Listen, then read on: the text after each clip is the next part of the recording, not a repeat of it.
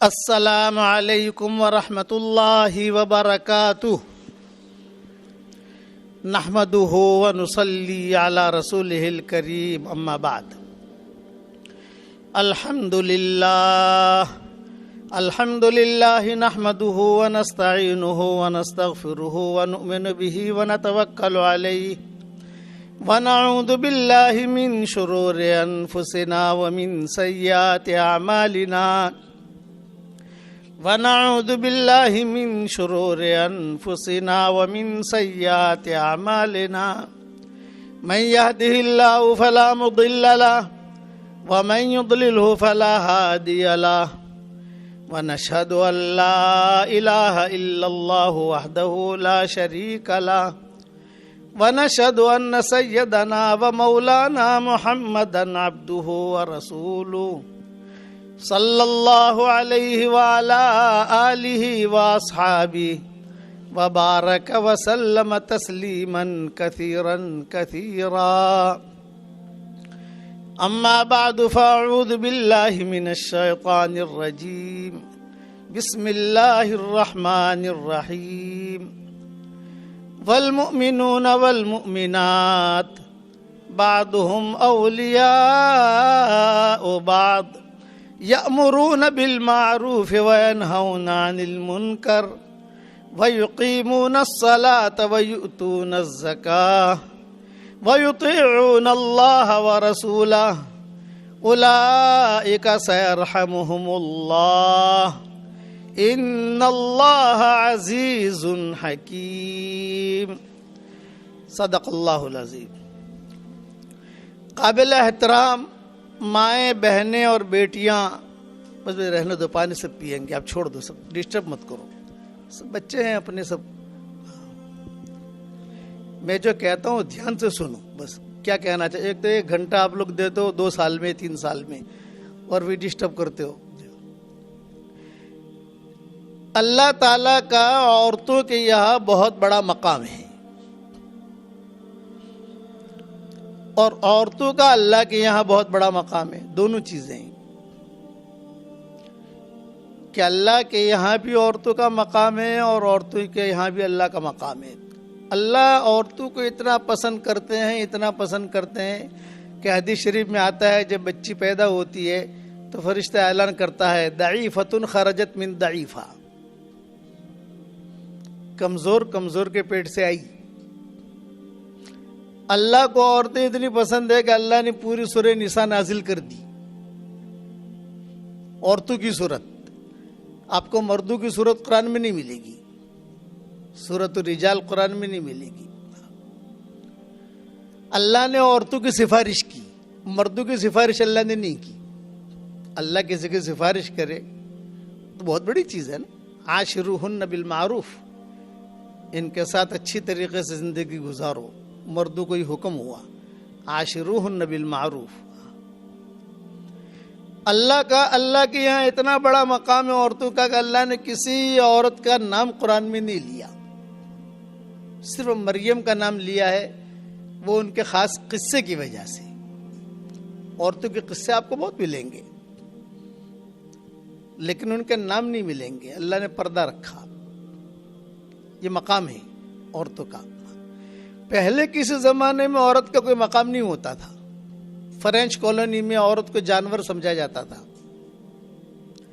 Chinese colony میں عورت کو بھوتنی سمجھا جاتا تھا کہ اللہ تعالیٰ کو دنیا میں نسل چلانی ہے، لوگوں کو پیدا کرنا ہے، تو ایک بھوتنی پیدا کر دی کہ اس کے پیٹ سے جو ہے لوگ پیدا ہوتے ہیں۔ حجاز میں، عرب میں عورتوں کو پنوتی سمجھا جاتا تھا۔ ایک لڑکی کی شادی ہوئی لڑکے کے ساتھ، وہ لڑکا مر گیا، وہ تو اپنی موت مرا ہے، کوئی اس کے اندر لڑکی کا تو قصور نہیں ہے، تو کہتے تھے کہ یہ لڑکی پنوتی ہے، اس وجہ سے لڑکا مرا۔ اس کے کمرہ ہوتا تھا مکہ میں، اس کمرے میں اس لڑکی کو بند کر دیتے تھے، اور چھوٹا سا سوراخ ہوتا تھا، اس کے اندر سے کھانا دیتے تھے اس کو، کھانا وہی رہنا، وہی سونا، وہی پیشاب پاخانہ، وہی وہ کھانا کھا کے وہ پلیٹ وغیرہ جو اس سوراخ میں رکھ دیتی تھی، لوگ لے جاتے تھے اور پھر جو ہے واپس رکھ دیتے تھے. 6 مہینے کے بعد کھولتے تھے, دیکھتے تھے کہ زندہ ہے کہ مر گئی. زندہ ہے, ارے تو اور پنوتی ہے. پورے مکہ میں گھماتے تھے. یہ ساری تفصیل میں نے میری کتاب بکھرے موتی میں لکھی ہے. اسلام آیا, اسلام نے آ کر جو ہے عورت کا بہت اونچا مقام کر دیا. والمؤمنون والمؤمنات, دوسری جگہ کہتے ہیں ان المسلمین والمسلمات والمؤمنین والمؤمنات والقانتین والقانتات والصادقین والصادقات والصابرین والصابرات والخاشعین والخاشعات والمتصدقین والمتصدقات والصائمین والصائمات والحافظین فروجهم والحافظات والذاکرین اللہ کثیرا والذاکرات اعد اللہ لهم مغفرۃ واجرا عظیما. مردوں اور عورتوں کے ساتھ کھڑا کر دیا. پورے قرآن کے اندر احکامات سب کے برابر. بس یہ کہ ہماری شریعت میں عورتوں کو میراث نہیں ملتی تھی. پچھلی جتنی شریعتیں گزری ہیں اس میں عورتوں کو میراث نہیں ملتی. ہماری شریعت میں بھی عورتوں کو میراث نہیں ملتی تھی. میراث میں کوئی حق نہیں ہوتا تھا. لیکن حضور کے انتقال سے پہلے قصہ ہوا, اس وجہ سے یہ عورتوں کو بھی اللہ نے میراث میں داخل کر دیا. اوس ابن ثابت جب شہید ہوئے تو ان کی 2 لڑکیاں تھیں, ایک لڑکا تھا. اوس ابن ثابت کے بھائی آئے, چھوٹے تھے بچے, یہ جوانی میں بیوہ ہو گئی تھی. اوس ابن ثابت کی بیوہ جو ہے تو اوس ابن ثابت کے بھائی آئے اور کہا بھابھی اوس تو شہید ہو گیا, اب تمہیں تو کچھ ملے گا نہیں لیکن تم عورت ہو. ان 2 بچیوں کو بھی کچھ نہیں ملے گا اس لیے کہ لڑکیاں ہیں. لڑکے کو ملے گا لیکن جب بڑا ہوگا تب ملے گا. جب بڑا ہوگا تب ملے گا, ابھی تو چھوٹا ہے. یہ کہہ کر سارا کے سارا مال لے کر چلے گئے. یہ روایتوں میں آتا ہے, سارا مال لے لیا سب. یہاں تک کتابوں میں لکھا ہے کھجوریں تھی, کھجوری بھی لے گئے, آٹا بھی لے گئے, اور جو بھی اس وقت میں پنیر ہوتا تھا وہ بھی لے گئے. بیوہ بیچاری کے لیے 2 بچیاں ہیں, ایک بیٹا ہے, کیا کرے, کس کو دکھڑا سنائے.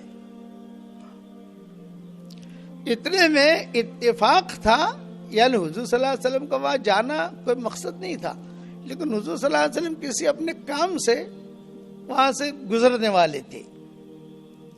اس میں اوس ابن ثابت کی بیوہ کو ملنا یا اس سے بات کرنا یا کوئی مسئلہ کچھ نہیں, جیسے گزر رہے ہیں کسی جگہ سے. تو آپ صلی اللہ علیہ وسلم, حضرت ابوبکر, حضرت عمر, سارے کے سارے صحابہ جو ہے یہ وہاں سے گزرنے والے تھے. اتفاق ایسا تھا. بس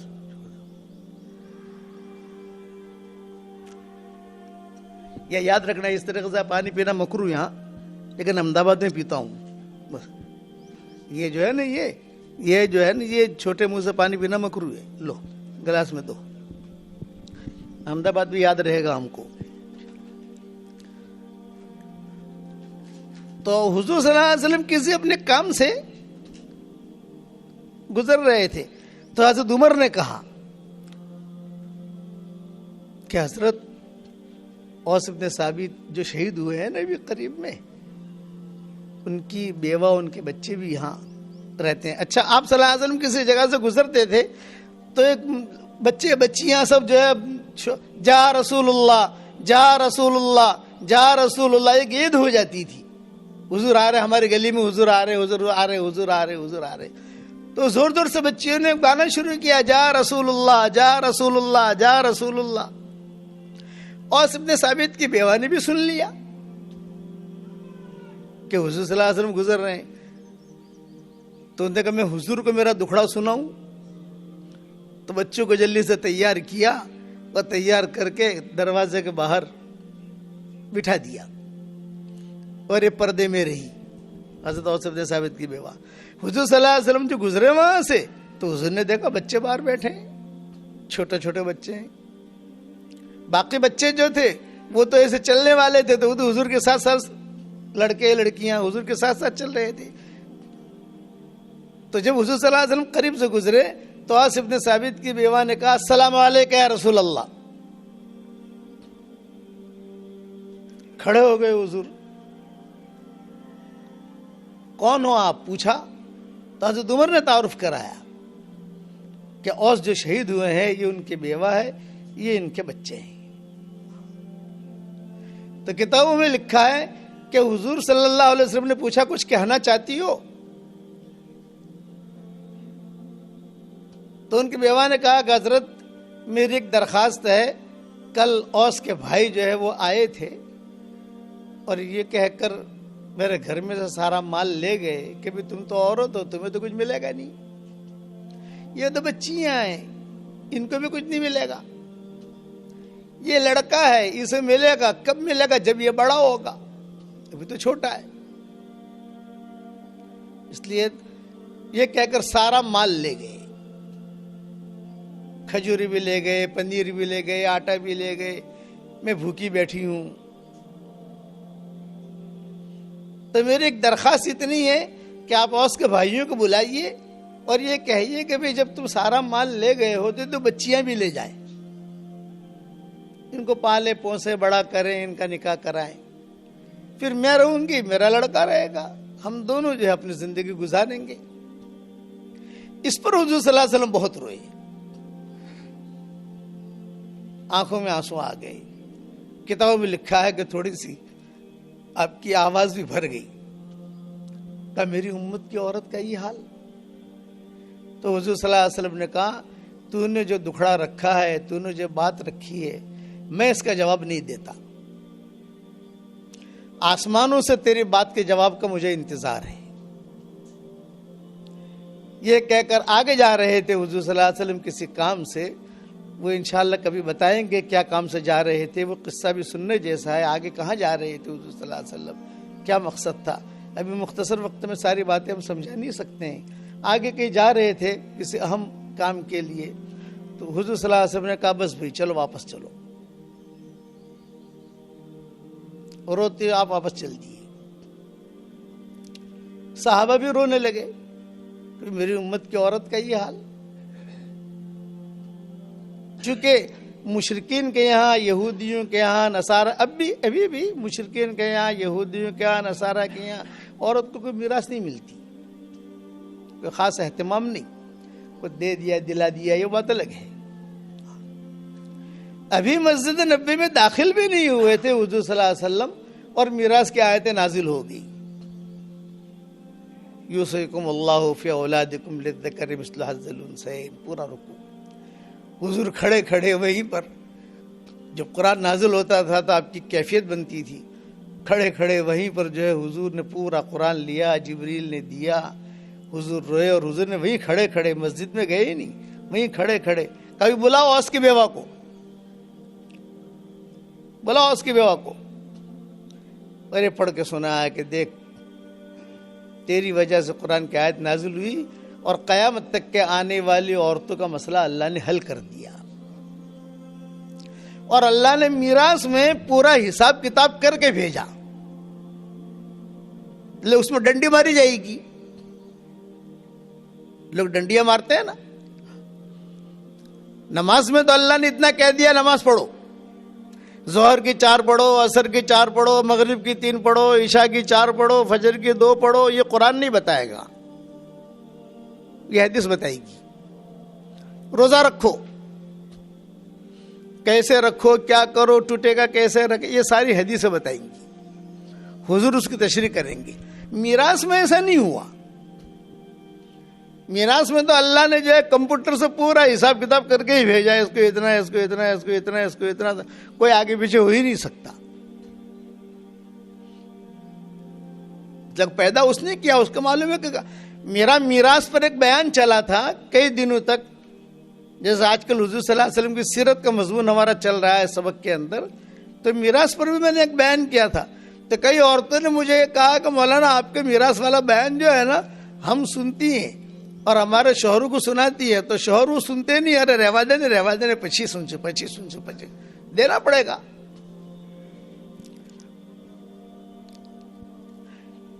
تو یہ ہیرا پھیری کب تک چلے گی؟ پورا حساب کتاب کر کے بھیج دیا. حضرت ابوبکر کا جب انتقال ہو رہا تھا تو حضرت عائشہ قریب میں بیٹھی ہوئی تھی اور اشعار پڑھ رہی تھی اپنے والد کی جدائی پر. تو صدیق اکبر نے آنکھیں کھولی اور آنکھیں کھول کے کہا اپنے مرض الوفات میں انتقال ہو رہا ہے. اور حضور حضرت صدیق اکبر نے کہا بیٹا میں دنیا سے جا رہا ہوں, تم جو ہے ام المومنین بھی ہو اور میری بیٹی بھی ہو, بس اتنا خیال رکھنا میری بیوی جو ہے وہ حمل سے ہے, میرا انتقال ہو جائے تو میرے مال کے میراث میں اس کا بھی حصہ رکھنا. تو حضرت عائشہ نے پوچھا کہ لڑکے کے اعتبار سے حصہ رکھوں یا لڑکی کے اعتبار سے رکھوں؟ یہ حضرت عائشہ نے سوال کیا. اس زمانے میں سونوگرافی تو نہیں ہوتی تھی نا, یہ تب دھمال شروع ہوئی ہے, لڑکا ہے لڑکی ہے ساری چیزیں. تو صدیق اکبر نے کہا کہ آن اکاؤنٹ لے لینا تمہیں کوئی ضرورت ہو آن اکاؤنٹ, لیکن جب بچہ پیدا ہو, لڑکا ہو تو لڑکے کے اعتبار سے دے دینا, لڑکی ہو تو لڑکی کے اعتبار سے دے دینا. اور فرمایا بیٹا یہ اللہ کا بہت بڑا حکم ہے, اسے توڑنا مت. اپنی مرض الوفات میں وصیت کی تھی صدیق اکبر نے حضرت عائشہ کو. تو یہ عورتوں کی وجہ سے یہ مسئلہ حل ہوا. رمضان کا عمرہ نہیں ہوتا تھا. رمضان کا عمرہ کون جانتا تھا مجھے بتاؤ؟ حضور صلی اللہ علیہ وسلم نے رمضان کا عمرہ کیا ہی نہیں ہے, کوئی سوال ہی نہیں تھا رمضان کے عمرے کا, ہمارے شریعت میں تھا ہی نہیں ہے. لیکن حضور صلی اللہ علیہ وسلم نے جب حجۃ الوداع کیا, اور حجۃ الوداع میں حضور صلی اللہ علیہ وسلم تشریف لے گئے,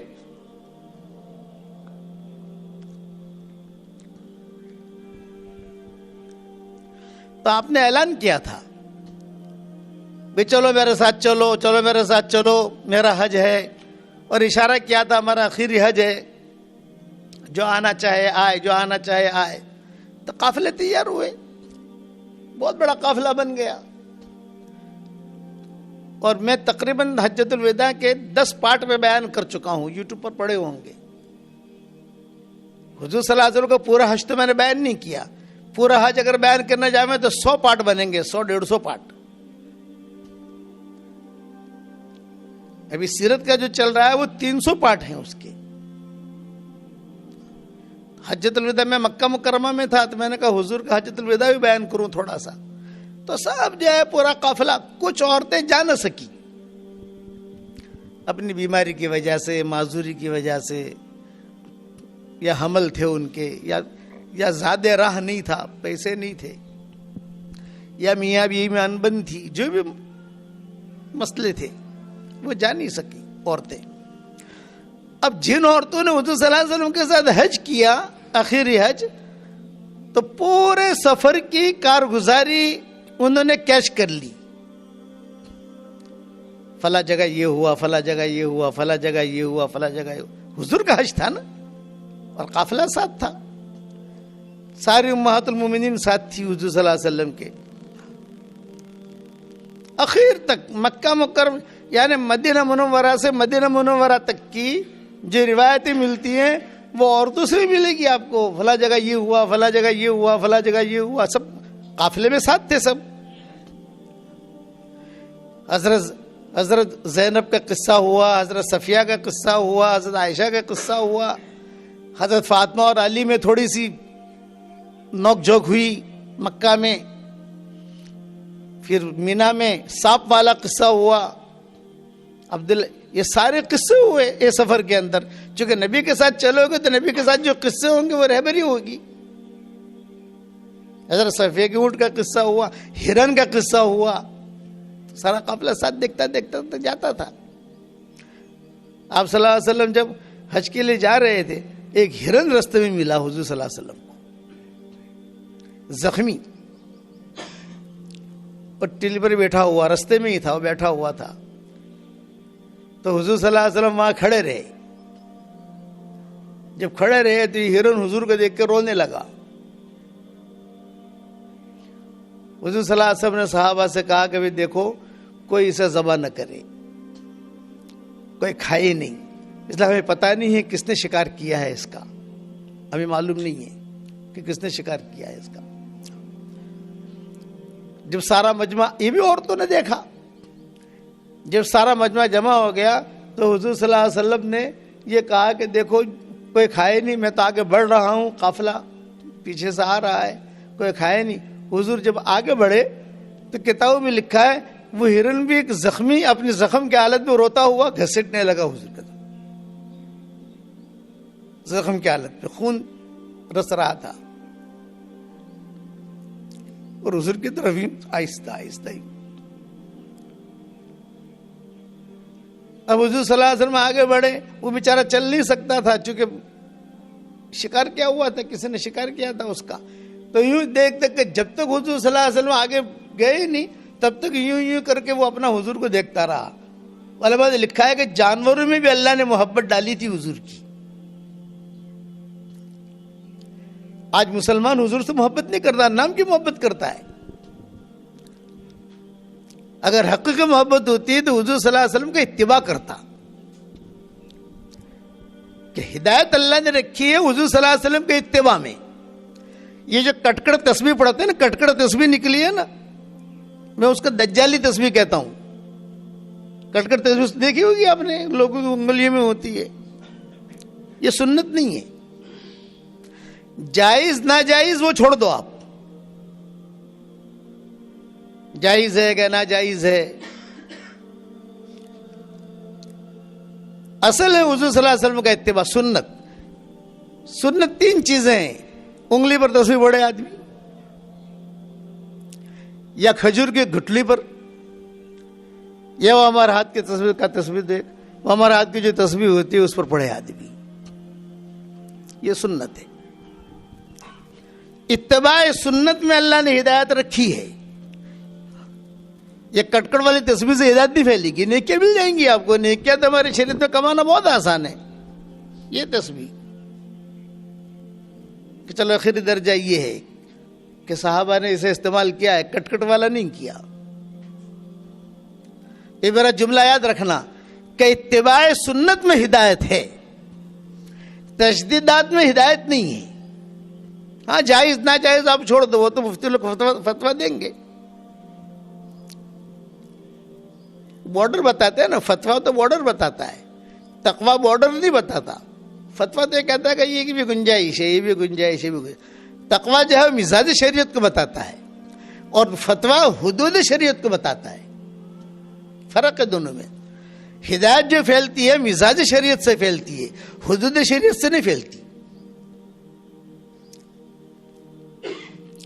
تو ساری عورتوں نے مضمون دیکھا. پھر حضرت صفیہ کے اونٹ کا قصہ ہوا. حضرت صفیہ رضی اللہ تعالیٰ عنہ ساتھ تھی اس سفر میں، تو ان کی اونٹنی جو ہے یہ بیمار ہو گئی. حجۃ الوداع میں بہت بیمار ہو گئی، نظر لگ گئی اس کو. تو رونے لگی. حضور نے فرمایا ابھی کیوں رو رہی ہو، کیا بات ہے؟ فرمایا میری اونٹنی بیمار ہو گئی، حج کا سفر ہے، اب پتہ نہیں کیا ہوگا. آپ نے فرمایا کوئی بات نہیں، اتنا بڑا قافلہ ہے، کسی نہ کسی کے پاس اٹھنی ہوگی، ہو جائے گا انتظام. آپ کا ارادہ تھا اس رات میں مقام ابوا میں ٹھہرنے کا، منزلیں طے کر دی تھی. آج کی رات یہاں، آج کی رات یہاں، آج کی رات یہاں، آج کی رات یہاں. تو ایک رات آپ کا ٹھہرنے کا ارادہ تھا مقام ابوا میں، جہاں حضور کی والدہ کی قبر ہے. ان کی قبر کے پاس نہیں، لیکن اس علاقے میں ٹھہرنے کا آپ نے نظام بنایا تھا حضور صلی اللہ علیہ وسلم نے. اور اتفاق یہ ہے کہ اسی رات اسی دن میں حضرت صفیہ کی اونٹنی کا قصہ ہو گیا. رونے لگی. حدیث میں آتا ہے کہ حضور صلی اللہ علیہ وسلم نے اپنے ہاتھ سے ان کے آنسو پوچھے. بھی رو مت، تمہارا حج ہے ہمارے ساتھ انشاءاللہ، فکر نہ کرو. لیکن اور جذبات میں آ گئی.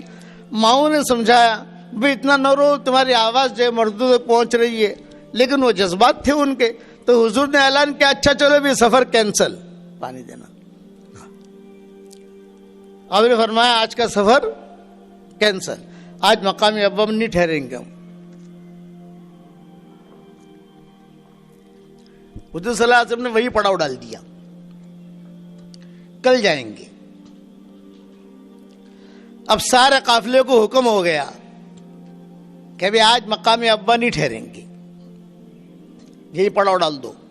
آپ کا جب پڑاؤ ڈالتا تھا تو پڑاؤ جب ڈلتا تھا تو ترتیب یہ ہوتی تھی کہ آپ کے لیے خاص خیمہ لگایا جاتا تھا حج کے موقع کے اوپر, اور جس ماں کی باری ہوتی تھی وہ ماں اس خیمے میں آ جاتی تھی, حضور صلی اللہ علیہ وسلم کی خدمت کرتی تھی. پھر جو ہے دوسرے دن دوسری ماں کی باری, یہ ترتیب تھی.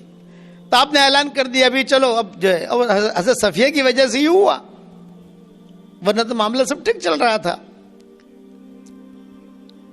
اب سب نے پڑاؤ ڈال دیا, سب نے کھانے بنانے شروع کر دیے, خیمے لگا لیے, سب کچھ ہو گیا, جو کچھ ترتیب تھی وہ سفر کی کرنے لگے.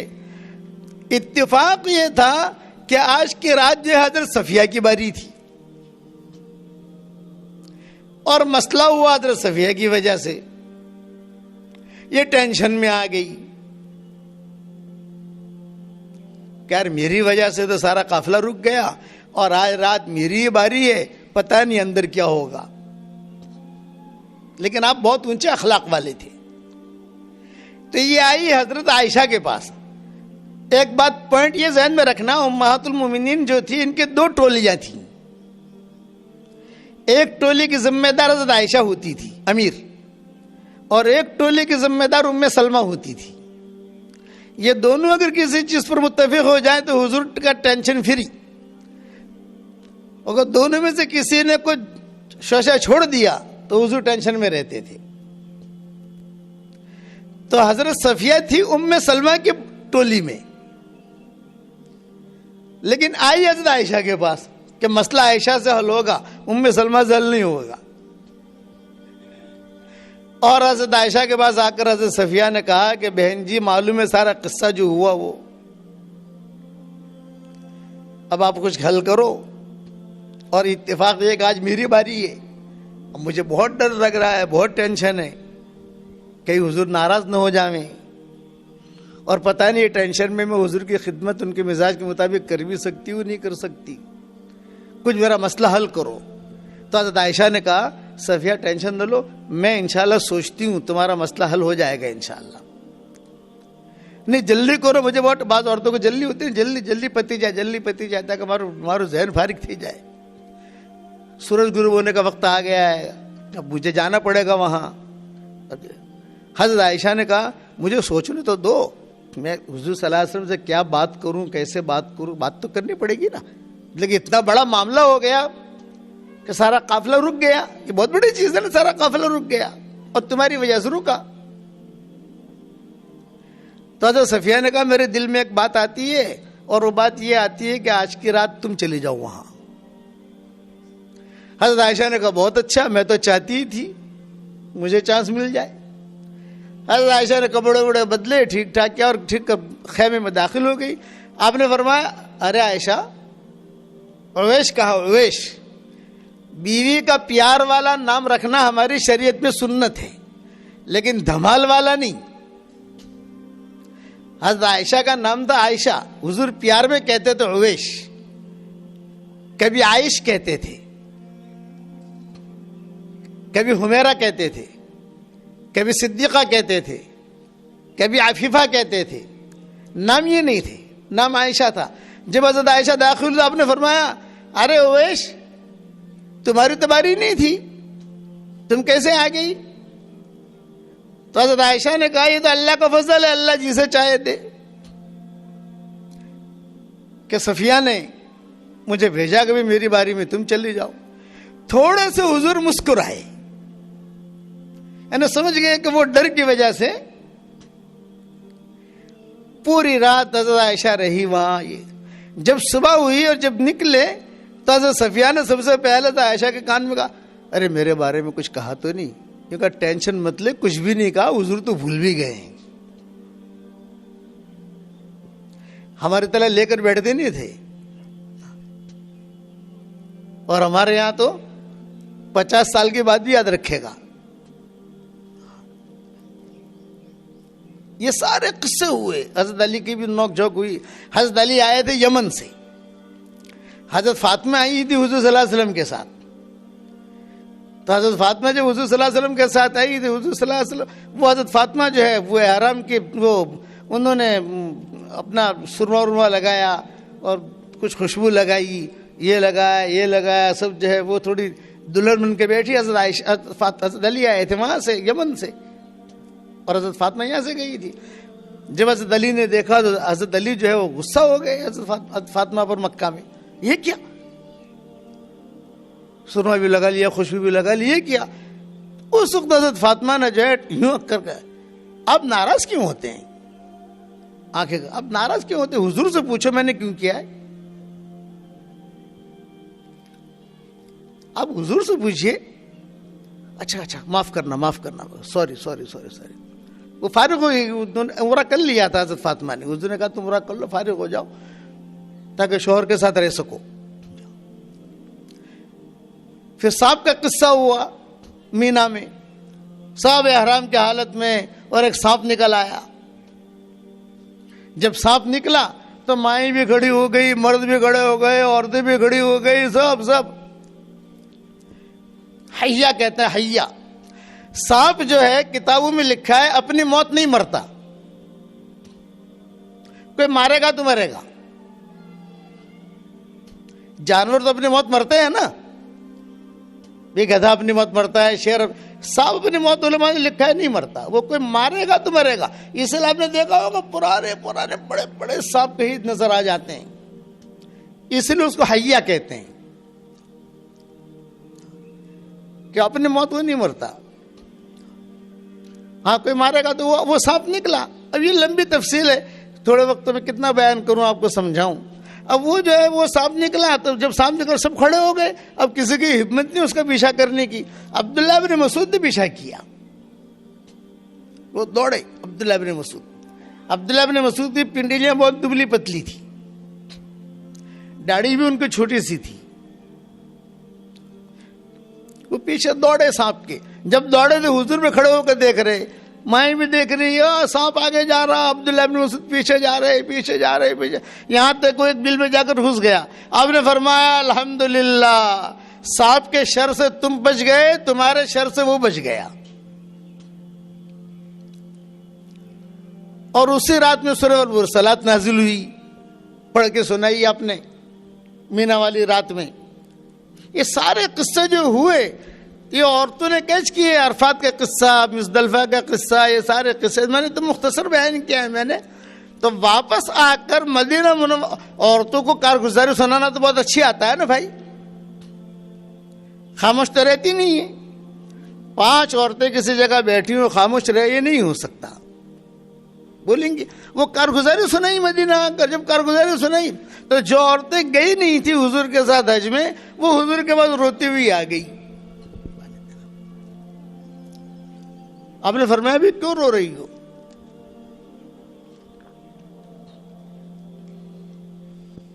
یہ فرمایا تھا میری بیٹی گئی تھی آپ کے ساتھ حج میں، میری بہن گئی تھی، میری ماں گئی تھی، وہ گیا تھا، میرا شوہر گیا تھا، میرا بھائی گیا تھا، ہم تو محروم ہو گئی. آپ کا یہ آخری حج، اب ہمیں چانس کہاں ملے گا؟ اس وقت آپ نے فرمایا میرے بعد رمضان میں تم عمرہ کر لینا، میرے ساتھ حج کرنے کے برابر اللہ تمہیں ثواب دے گا. یہ ذریعہ بن گئی عورتیں. یاد رکھنا کہ عورتوں میں اللہ نے بڑی خیریں رکھی ہیں. بلخ ایک شہر ہے، وہاں پر ایک امیر تھا، وہ ایک مرتبہ مسلمانوں سے ناراض ہو گیا. آپ نے دیکھا ہوگا شیخ الدین بلخی، شیخ نے بھی بلخ ہماری فضائل اعمال میں کئی جگہ بلخ کا تذکرہ کیا ہے. وہ امیر جو ہے مسلمانوں سے ناراض ہوا. اس نے یہ اعلان کر دیا اس امیر نے کہ جتنے مسلمان ہیں وہ اتنا ٹیکس ادا کریں، اگر ٹیکس ادا نہیں کریں گے تو میرا شہر چھوڑ دیں، میرا ملک چھوڑ دیں. اب سارے مسلمان پریشان، بڑے بڑے علماء، بڑے بڑے صوفیاء، بڑے بڑے لوگ وہاں موجود تھے، سب پریشان کہ کیا کریں. بادشاہ کے پاس گئے، بھئی ہم کیسے ملک چھوڑیں، ہماری تو بچے ہیں، مدرسے ہیں، خانقاہیں، مسجدیں ہیں. نہیں چھوڑو، اتنا ٹیکس بھرو یا چھوڑو. وہاں یہودی بھی رہتے تھے، نصارہ بھی رہتے تھے، سب رہتے تھے. سب رہ سکتے ہیں، مسلمان نہیں رہ سکتا.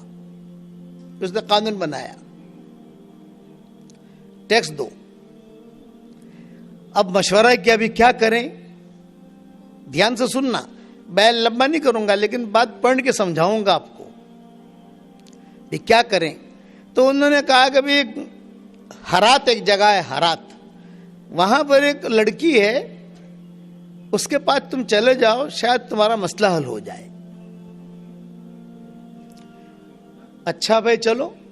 بلخ سے ہرات کے قریب تو ہے نہیں، دور ہے، سفر کرتے ہیں.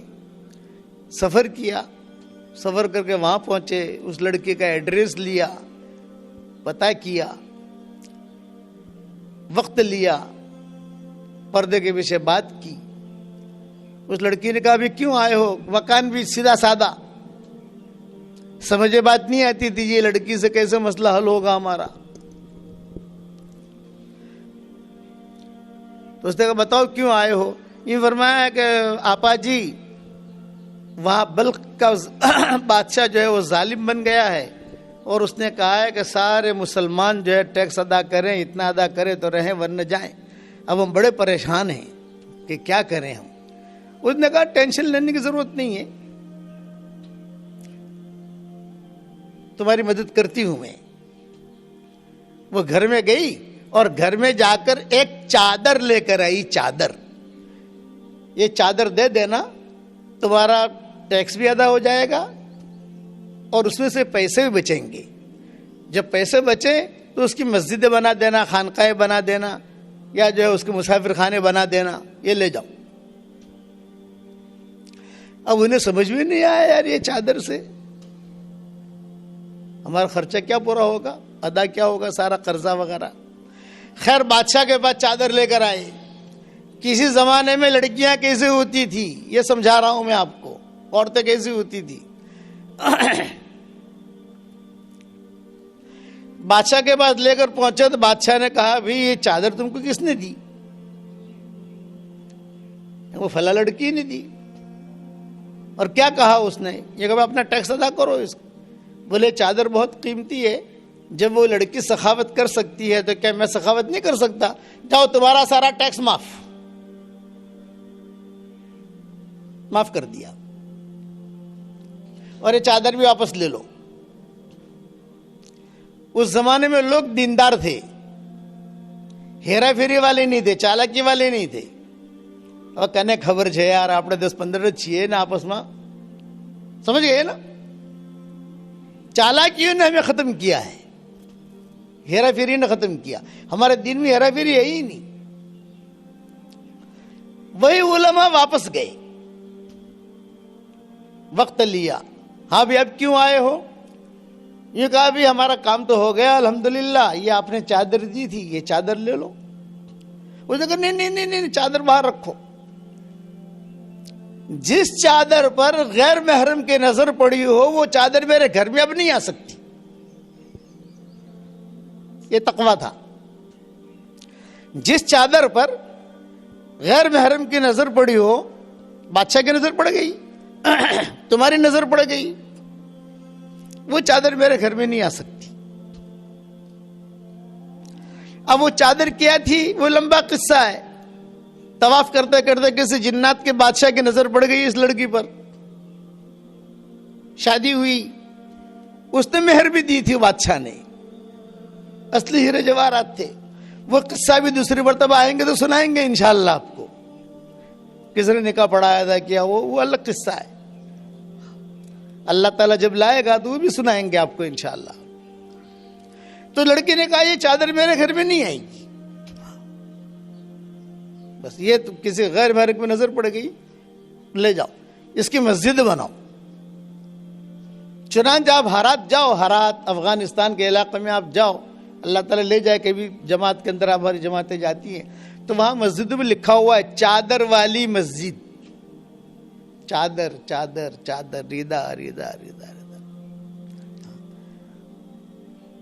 ہم جب جاتے ہیں تو بہت بڑا مجمع ہوتا ہے ہرات کی جامی مسجد. بہت آپ گوگل پہ جا کے دیکھو ہرات کی جامی مسجد، تو کہیں میں بھی بیٹھا ہوا نظر آ جاؤں گا آپ کو بیان کرتے کرتے.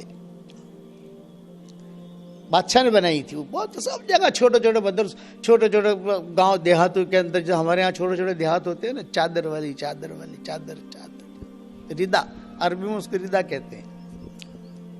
تو ایک بہت بڑا بادشاہ تھا، اس نے کہا کہ یار اس نے اتنی بڑی مسجد بنا دی، میں بھی کیا ہی مسجد بناؤں.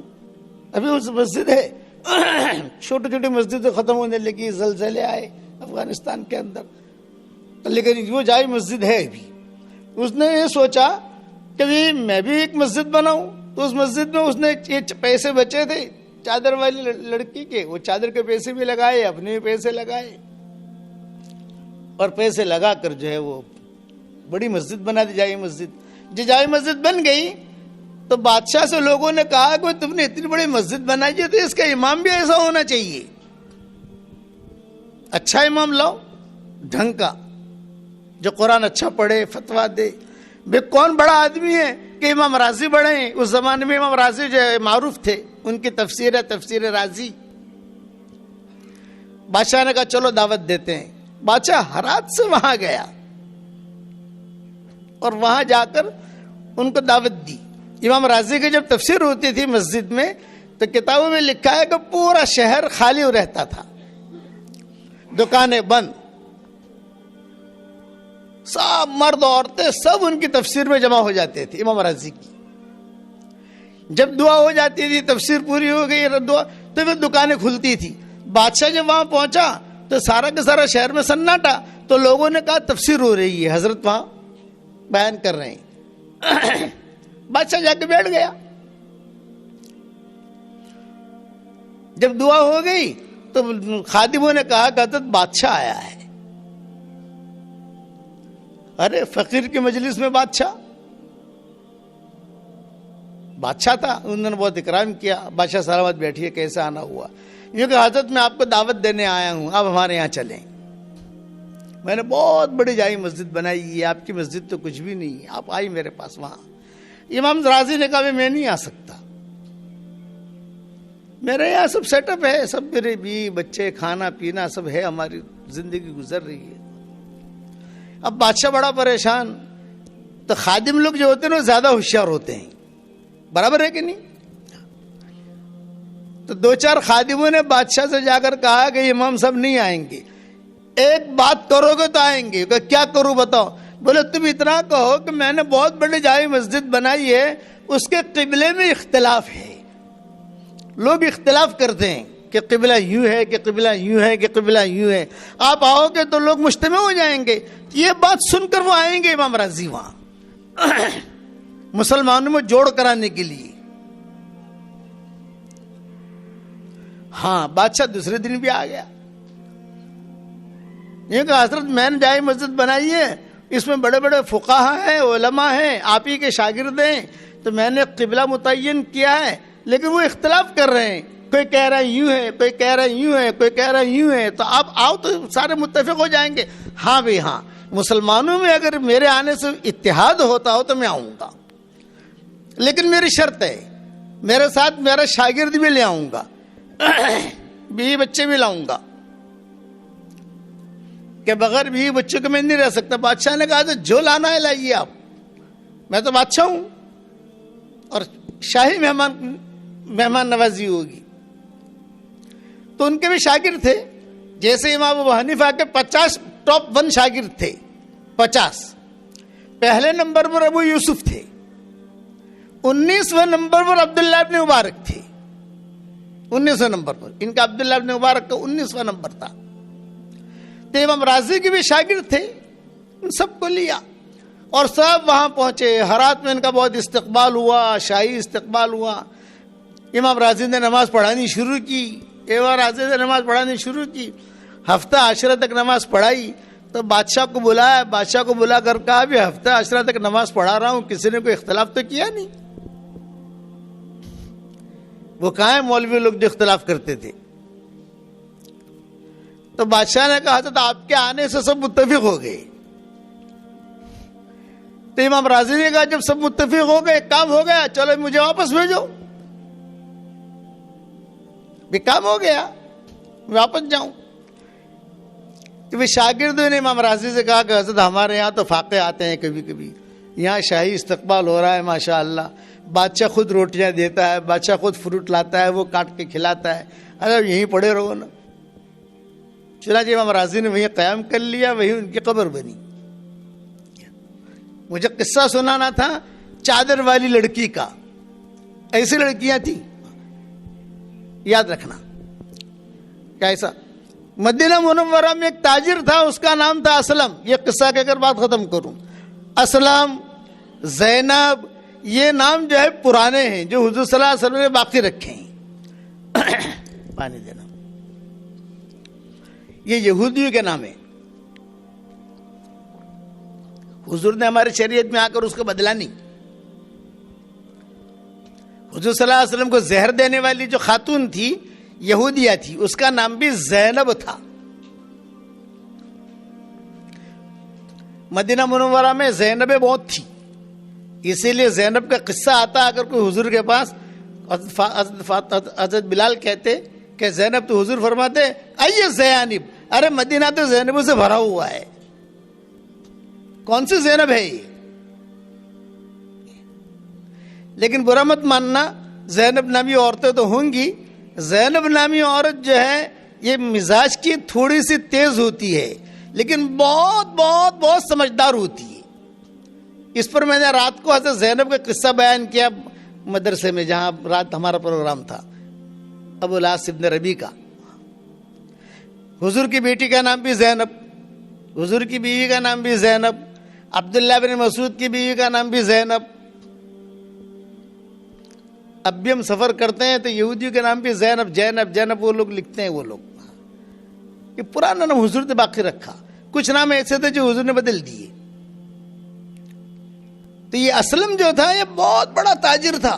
مدینہ منورہ میں ہیروں کی تجارت تھی, ایک پتھر کی. ایران جاتا تھا, ایران, وہاں سے پتھر لے کے آتا تھا وہ. تو وہ ایران گیا اور وہاں جا کر ایک لڑکا دیکھا, بالکل نہ شکل نہ عقل, نہ شکل نہ عقل. اس نے کہا ارے بیٹا کیوں کھڑا ہے تو؟ یہ بولا فقیر ہوں, میرے ماں باپ بھی فقیر ہیں, کھانے پینے کے پیسے نہیں, یہی کھڑا رہتا ہوں. مل گئی تو روزی, مل گیا, نہ ملی تو روزہ, روزہ تو تھا نہیں, بولے بھوکا رہتا ہوں.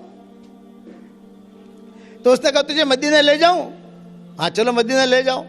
وہ اسلم نامی جو تاجر تھا وہ لڑکے کو لے کر مدینہ آیا. اس کے ہاتھ میں کچھ ایسی چیز تھی کہ جہاں پر بھی گزرتا تھا لوگ اس کا مال لے لیتے تھے. مدینہ منورہ آتے آتے اس کا مال بک جاتا تھا, اور کل مال جو نہیں بکتا تھا وہ مدینہ میں بیچ دیتا تھا. یہ لڑکے کو لے کر مدینہ آیا. جب لڑکے کو لے کر مدینہ منورہ آیا تو اس نے کہا بھی یہ لڑکا لایا ہوں ایران سے, کوئی خرید لے, میرا غلام ہے. حالانکہ غلام تو تھا نہیں, وہ ان کیا تو سچ جھوٹے کے ہوتا ہے نا, سب یہودی تھا وہ. اس نے جگہ بھی لڑکا لایا ہوں. مدینہ والے دیکھنے کے لیے آتے تھے, نہیں بھی اس کو کون خریدے گا. تو اس نے اعلان کیا فری دیتا ہوں, فری فری فری لے لو. مدینہ والوں نے کہا فری تو دے گا تو بھی مہنگا پڑے گا, کھلانا تو پڑے گا اس کو. تو ایک لڑکی تھی, اس کا نام تھا تثبیتہ. اللہ کرے ہماری مائیں بہنیں تثبیتہ جیسی بنے. تثبیتہ اس کا نام تھا. مالدار تھی اور کنواری تھی, بہت مال تھا اس کے پاس. وہ بازار میں آتی تھی اپنا سامان خریدنے کے لیے, یہ لڑکے پہ نظر پڑتی تو لڑکے کو کبھی کھجور دے دیا, کبھی پنیر دے دیا, کبھی ایک درہم دے دیا, کبھی دینار دے دیا. لیکن روزانہ بیچاری آ کر دیکھتی تھی لڑکا وہیں کھڑا ہے. تو اس نے پوچھا کہ تو ہے کون, کہاں سے آیا ہے تو, روزانہ بھیک مانگتا رہتا ہے یہاں, تو ہے کون, تیرا سیٹ کون ہے؟ کہ میرا سیٹ وہ کھڑا اسلم, وہ کھڑا. بلایا اس کو, بھئی لڑکا, بولے مجھے بیچنا ہے. کہ کتنا, کیا بھاؤ؟ یہ کہ فری. میں فری نہیں لوں گی. اس زمانے میں عورتوں کی آنکھوں میں نور ہوتا تھا, پیشانی میں نور ہوتا تھا, سمجھ جاتی تھی کہ لڑکا کیا بنے گا. زلیخا نے یوسف علیہ السلام کو سمجھا, موسیٰ علیہ السلام کی بیوی نے موسیٰ علیہ السلام کو سمجھا, اکرمہ کی بیوی نے اکرمہ کو سمجھا. حضرت خدیجہ نے حضور صلی اللہ علیہ وسلم کو سمجھا. خود حضرت خدیجہ نے کہا کیا خیال ہے میرے ساتھ اگر تمہارا نکاح ہو جائے. پہچان گئی حالانکہ ابھی تو نبوت نہیں ملی ہے. یہ تثبیت نے لڑکے کو سمجھا.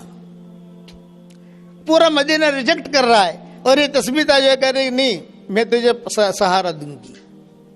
کہ کیا بھاؤ؟ یہ فرمایا فری نہیں لوں گی میں, میرے پاس پیسہ ہے پیسہ دوں گی. کیا بھاؤ ہے تیرا بول؟ یہ بھاؤ. اس نے ڈبل پیسے دیے. یہ لے. اور اس لڑکے کو لے کر اپنے گھر میں آئی.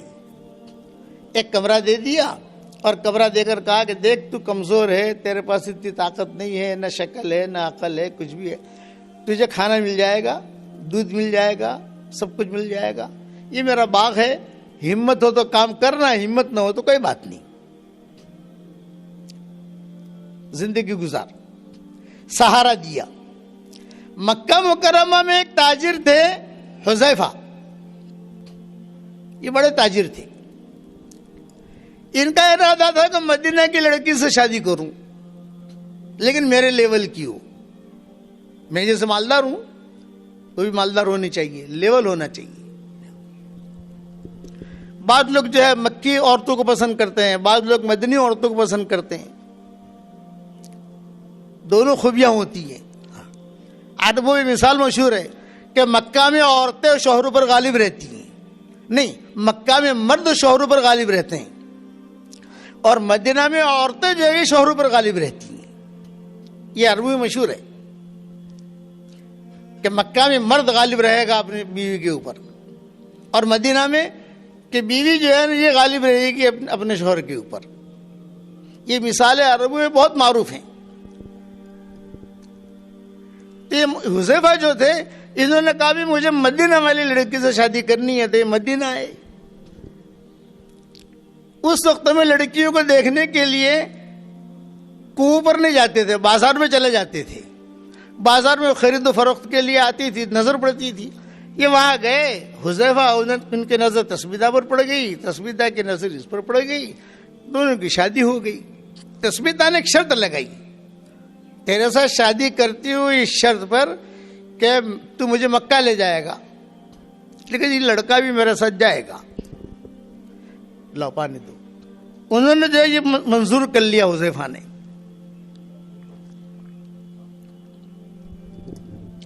زندگی گزرنے لگی. یہ تین ہو گئے, حذیفہ, تثبیتہ اور وہ ایرانی لڑکا. حضور صلی اللہ علیہ وسلم نے نبوت کا اعلان کیا. یہ تینوں دیکھنے گئے, تینوں مسلمان ہو گئے. اب جو ہے اس خاندان کا مکان بنگلہ حذیفہ کا مکہ میں بھی ہے اور تثبیتہ کا بنگلہ مدینہ میں ہے. آنا جانا شروع ہو گیا. ہجرت ہوئی حضور صلی اللہ علیہ وسلم کی. حضرت عائشہ وغیرہ بھی سب پہنچ گئی. ایک مرتبہ رات کو حضرت عائشہ کی باری تھی اور حضور صلی اللہ علیہ وسلم کہتے تھے کہ عائش بھئی آ جاؤ, دیر ہو گئی, عائش. یہ آواز ساری مائیں سنتی تھی کہ حضور صلی اللہ علیہ وسلم عائشہ کو بلا رہے ہیں, عائشہ جواب نہیں دے رہی ہے. اب ظاہر بات ہے کہ اگر ڈھونڈیں گے تو کہاں ڈھونڈیں گے؟ اپنے گھروں میں ہی کسی کے پاس ہوگی, ام سلمہ کے پاس بیٹھی ہوگی, حضرت زینب کے پاس بیٹھی ہوگی, میمونہ کے پاس بیٹھی ہوگی, کہیں بیٹھی ہوگی. بھئی عائشہ کو آواز دے رہے حضور صلی اللہ علیہ وسلم, کہاں ہے پتہ نہیں عائشہ. اور حضور جو ہے لیٹے لیٹے یہی کہہ رہے بہت دیر ہو گئی, عائشہ آج آئی نہیں, کہاں ہے, کہاں ہو بھی تم. تھوڑے دیر میں حضرت عائشہ ہچکیاں مارتی ہوئی روتی ہوئی آئی, آنکھیں سرخ, ناک میں سے پانی نکل رہا بہت. آپ نے دیکھی یہ حالت تو آپ نے فرمایا وہ ہو کیا ہوا تمہیں؟ کسی نے کچھ کہا, جذبات میں ہو؟ یہ فرمایا حضرت کسی نے کچھ نہیں کہا. ایک لڑکا ہے وہ قرآن پڑھ رہا تھا, میں پیچھے بیٹھی ہوئی سن رہی تھی, وہ ایسا قرآن پڑھ رہا تھا کہ میرے دل میں اتر رہا تھا, دل میں ٹچ کر رہا تھا. وہ پڑھ رہا تھا, میں رو رہی تھی. اور حضرت آپ بھی چلیں, حالانکہ حضور کا آرام کا وقت تھا. اب حضرت آپ بھی چلیں میرے ساتھ. تو کتابوں میں لکھا ہے کہ حضور کا جو رات کا آدمی اپنے گھر میں تو اب رات کا ڈریس ہوتا ہے نا اس کا, باہر نکلنے کا کپڑے الگ ہوتے ہیں, اندر کے کپڑے الگ ہوتے ہیں, اسی حال میں حضرت عائشہ لے گئی حضور صلی اللہ علیہ وسلم کو. سنو وہ اچھا لڑکے کو پتا نہیں کہ کوئی پیچھے سن رہا ہے, وہ تو اپنا مگن میں پڑھ رہا ہے قرآن. حضور صلی اللہ علیہ وسلم نے سنا, آپ کی آنکھوں میں بھی آنسو آئے. آپ نے فرمایا اللہ کا شکر ہے میری امت میں ایسے لوگ پیدا ہوئے ہیں جو اللہ نے کیے ہیں کہ جن کی آواز اتنی اچھی ہے, اتنا اچھا قرآن پڑھتے ہیں. یہ لڑکا کون تھا؟ یہ وہی لڑکا تھا جو تسبیح نے پناہ دی تھی, اور یہی بنے سالم مولا حذیفہ, سارے قاریوں کے امام یہ ہے. اتنا اونچا لڑکا بنا, یہ تسبیح کے حساب میں سالم مولا حذیفہ گئے. اب سارے کے سارے قاری پیدا, کوئی قاری بھی بغیر سالم مولا حذیفہ کے نہیں چل سکتا. یہ جتنے قراء ہیں نا ان سب کے امام ہیں سالم مولا حذیفہ. خیر کہاں سے کہاں تک پہنچی کوئی دیکھتا بھی نہیں تھا. حضرت عمر رضی اللہ تعالیٰ عنہ فرماتے تھے جب انتقال کا وقت قریب آیا حضرت عمر کا, تو حضرت عمر کی وصیتوں میں لکھا ہے کہ آج اگر سالم مولا حذیفہ زندہ ہوتے میں ان کو امیر بنا دیتا. اتنا اعتماد تھا. لیکن دور صدیق میں شہید ہو گئے تھے سالم مولا حذیفہ. حضور صلی اللہ علیہ وسلم نے الگ الگ مسجدوں میں ان کو امام بنایا تھا. تو روایتوں میں یہ بھی لکھا ہے کہ کبھی کبھی حضرت ابوبکر حضرت عمر ان کی مسجد میں جاتے تھے قرآن سننے کے لیے. نہ شکل نہ عقل, لیکن وہ تثبیتہ نے سہارا دیا نا. وہ سہارا کہاں تک پہنچا, کتنا اونچا آدمی بنا. پھر ان کی شادی بھی بہت عجیب و غریب طریقے سے ہوئی اولادیں. اب اس کے وقت نہیں ہے, 12:30 بجنے آئے میرے. انشاءاللہ تفصیل بعد میں سنائیں گے, جو اللہ تعالیٰ جب دوسری مرتبہ لائیں گے ہم سالم مولا حذیفہ کی پوری کارگزاری کہ ان کی شادی کہاں ہوئی, کیا اولاد ہوئی, بیوی ان کو کیسے ملی. ہمیشہ یاد رکھنا اچھے کو اچھی بیوی ملتی ہے, برے کو بری بیوی ملتی ہے. اچھے بنو. اس لیے جتنی مائیں بہنیں ہماری جمع ہوئی ہیں میں ایک درخواست کروں گا, نمازوں کی پابندی کرو, قرآن شریف پڑھنے کا اہتمام کرو, گھروں میں تعلیم کرو, اور وقت ملے تو مشورے سے, ہم تو کہتے ہیں مشورے سے 3 دن کی جماعت, چلے کی جماعت. ہمارے ساتھی, میرے ساتھی ہر مسجد میں الحمدللہ موجود ہیں. دنیا کے ہر مسجد میں ہمارے ساتھی موجود ہیں. ان کے مسجد و جماعت ہماری بیٹھتی ہے. اپنے شوہروں کو جہاں جہاں آپ کے شب گزاری ہوتی ہے وہاں بھیجو, دینی ماحول بناؤ. اس کے بغیر ہم نہیں چل سکیں گے. احمد آباد میں آ کر ساری دنیا میں گیا ہوں الحمدللہ, لیکن احمد آباد والوں نے جو سوال کیا وہ کسی نے نہیں کیا. میں تو ساری دنیا میں گیا ہوں الحمدللہ, جگ پیر ہو گئے نہیں, سب سنتے ہیں. کل ہمارا کسی جگہ میں پروگرام تھا تو احمد آباد والوں نے جو سوال کیا وہ کسی نے نہیں کیا. مجھے آ کر کل کہا مول صاحب امام مہدی آنے والے ہیں, تو ان کا کوئی فون نمبر ہو تو دے دینا. اور ہمیں کیسے پتہ چلے گا وہ آئے؟ میں نے کہا تم ٹینشن مت لو, جب امام مہدی آئیں گے نا تو انشاءاللہ آپ کو ملاقات, ہم بھی ان کے ہاتھ پر بیعت ہو جائیں گے اور آپ کو بھی خبر کریں گے, اور واٹس ایپ پر ہم اعلان بھی کریں گے انشاءاللہ. لیکن آنے تو دو پہلے. مہدی آئیں گے تو صحیح, وہ تو آنے والے ہیں, وہ تو صحیح حدیث ہے. لیکن یہ سوال مجھے کسی نے نہیں کیا جو کل احمد آباد میں کیا. مولانا امام مہدی کا ذرا واٹس ایپ نمبر دو نا, اس کا نمبر, ہم ان کے ہاتھ پر بیعت کریں. میں کہا ٹینشن مت لو, آئیں گے تو ہم بھی بیعت کریں گے, تم بھی بیعت کرنا انشاءاللہ, اور خبر کریں گے آپ کو, فکر نہ کرو آپ. اور دوسرا میں ایک ہدیہ دیتا ہوں آپ لوگوں کو, یہ میری طرف سے ہدیہ ہے.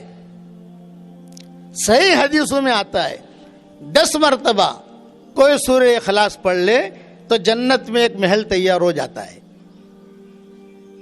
20 مرتبہ پڑھ لے تو 2 محل تیار.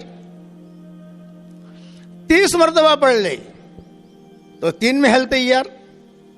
آج کل میں پڑھواتا ہوں لوگوں سے 313 مرتبہ سورہ اخلاص پڑھنے کی عادت ڈالو. ایک ساتھ پڑھنا نہیں ہے.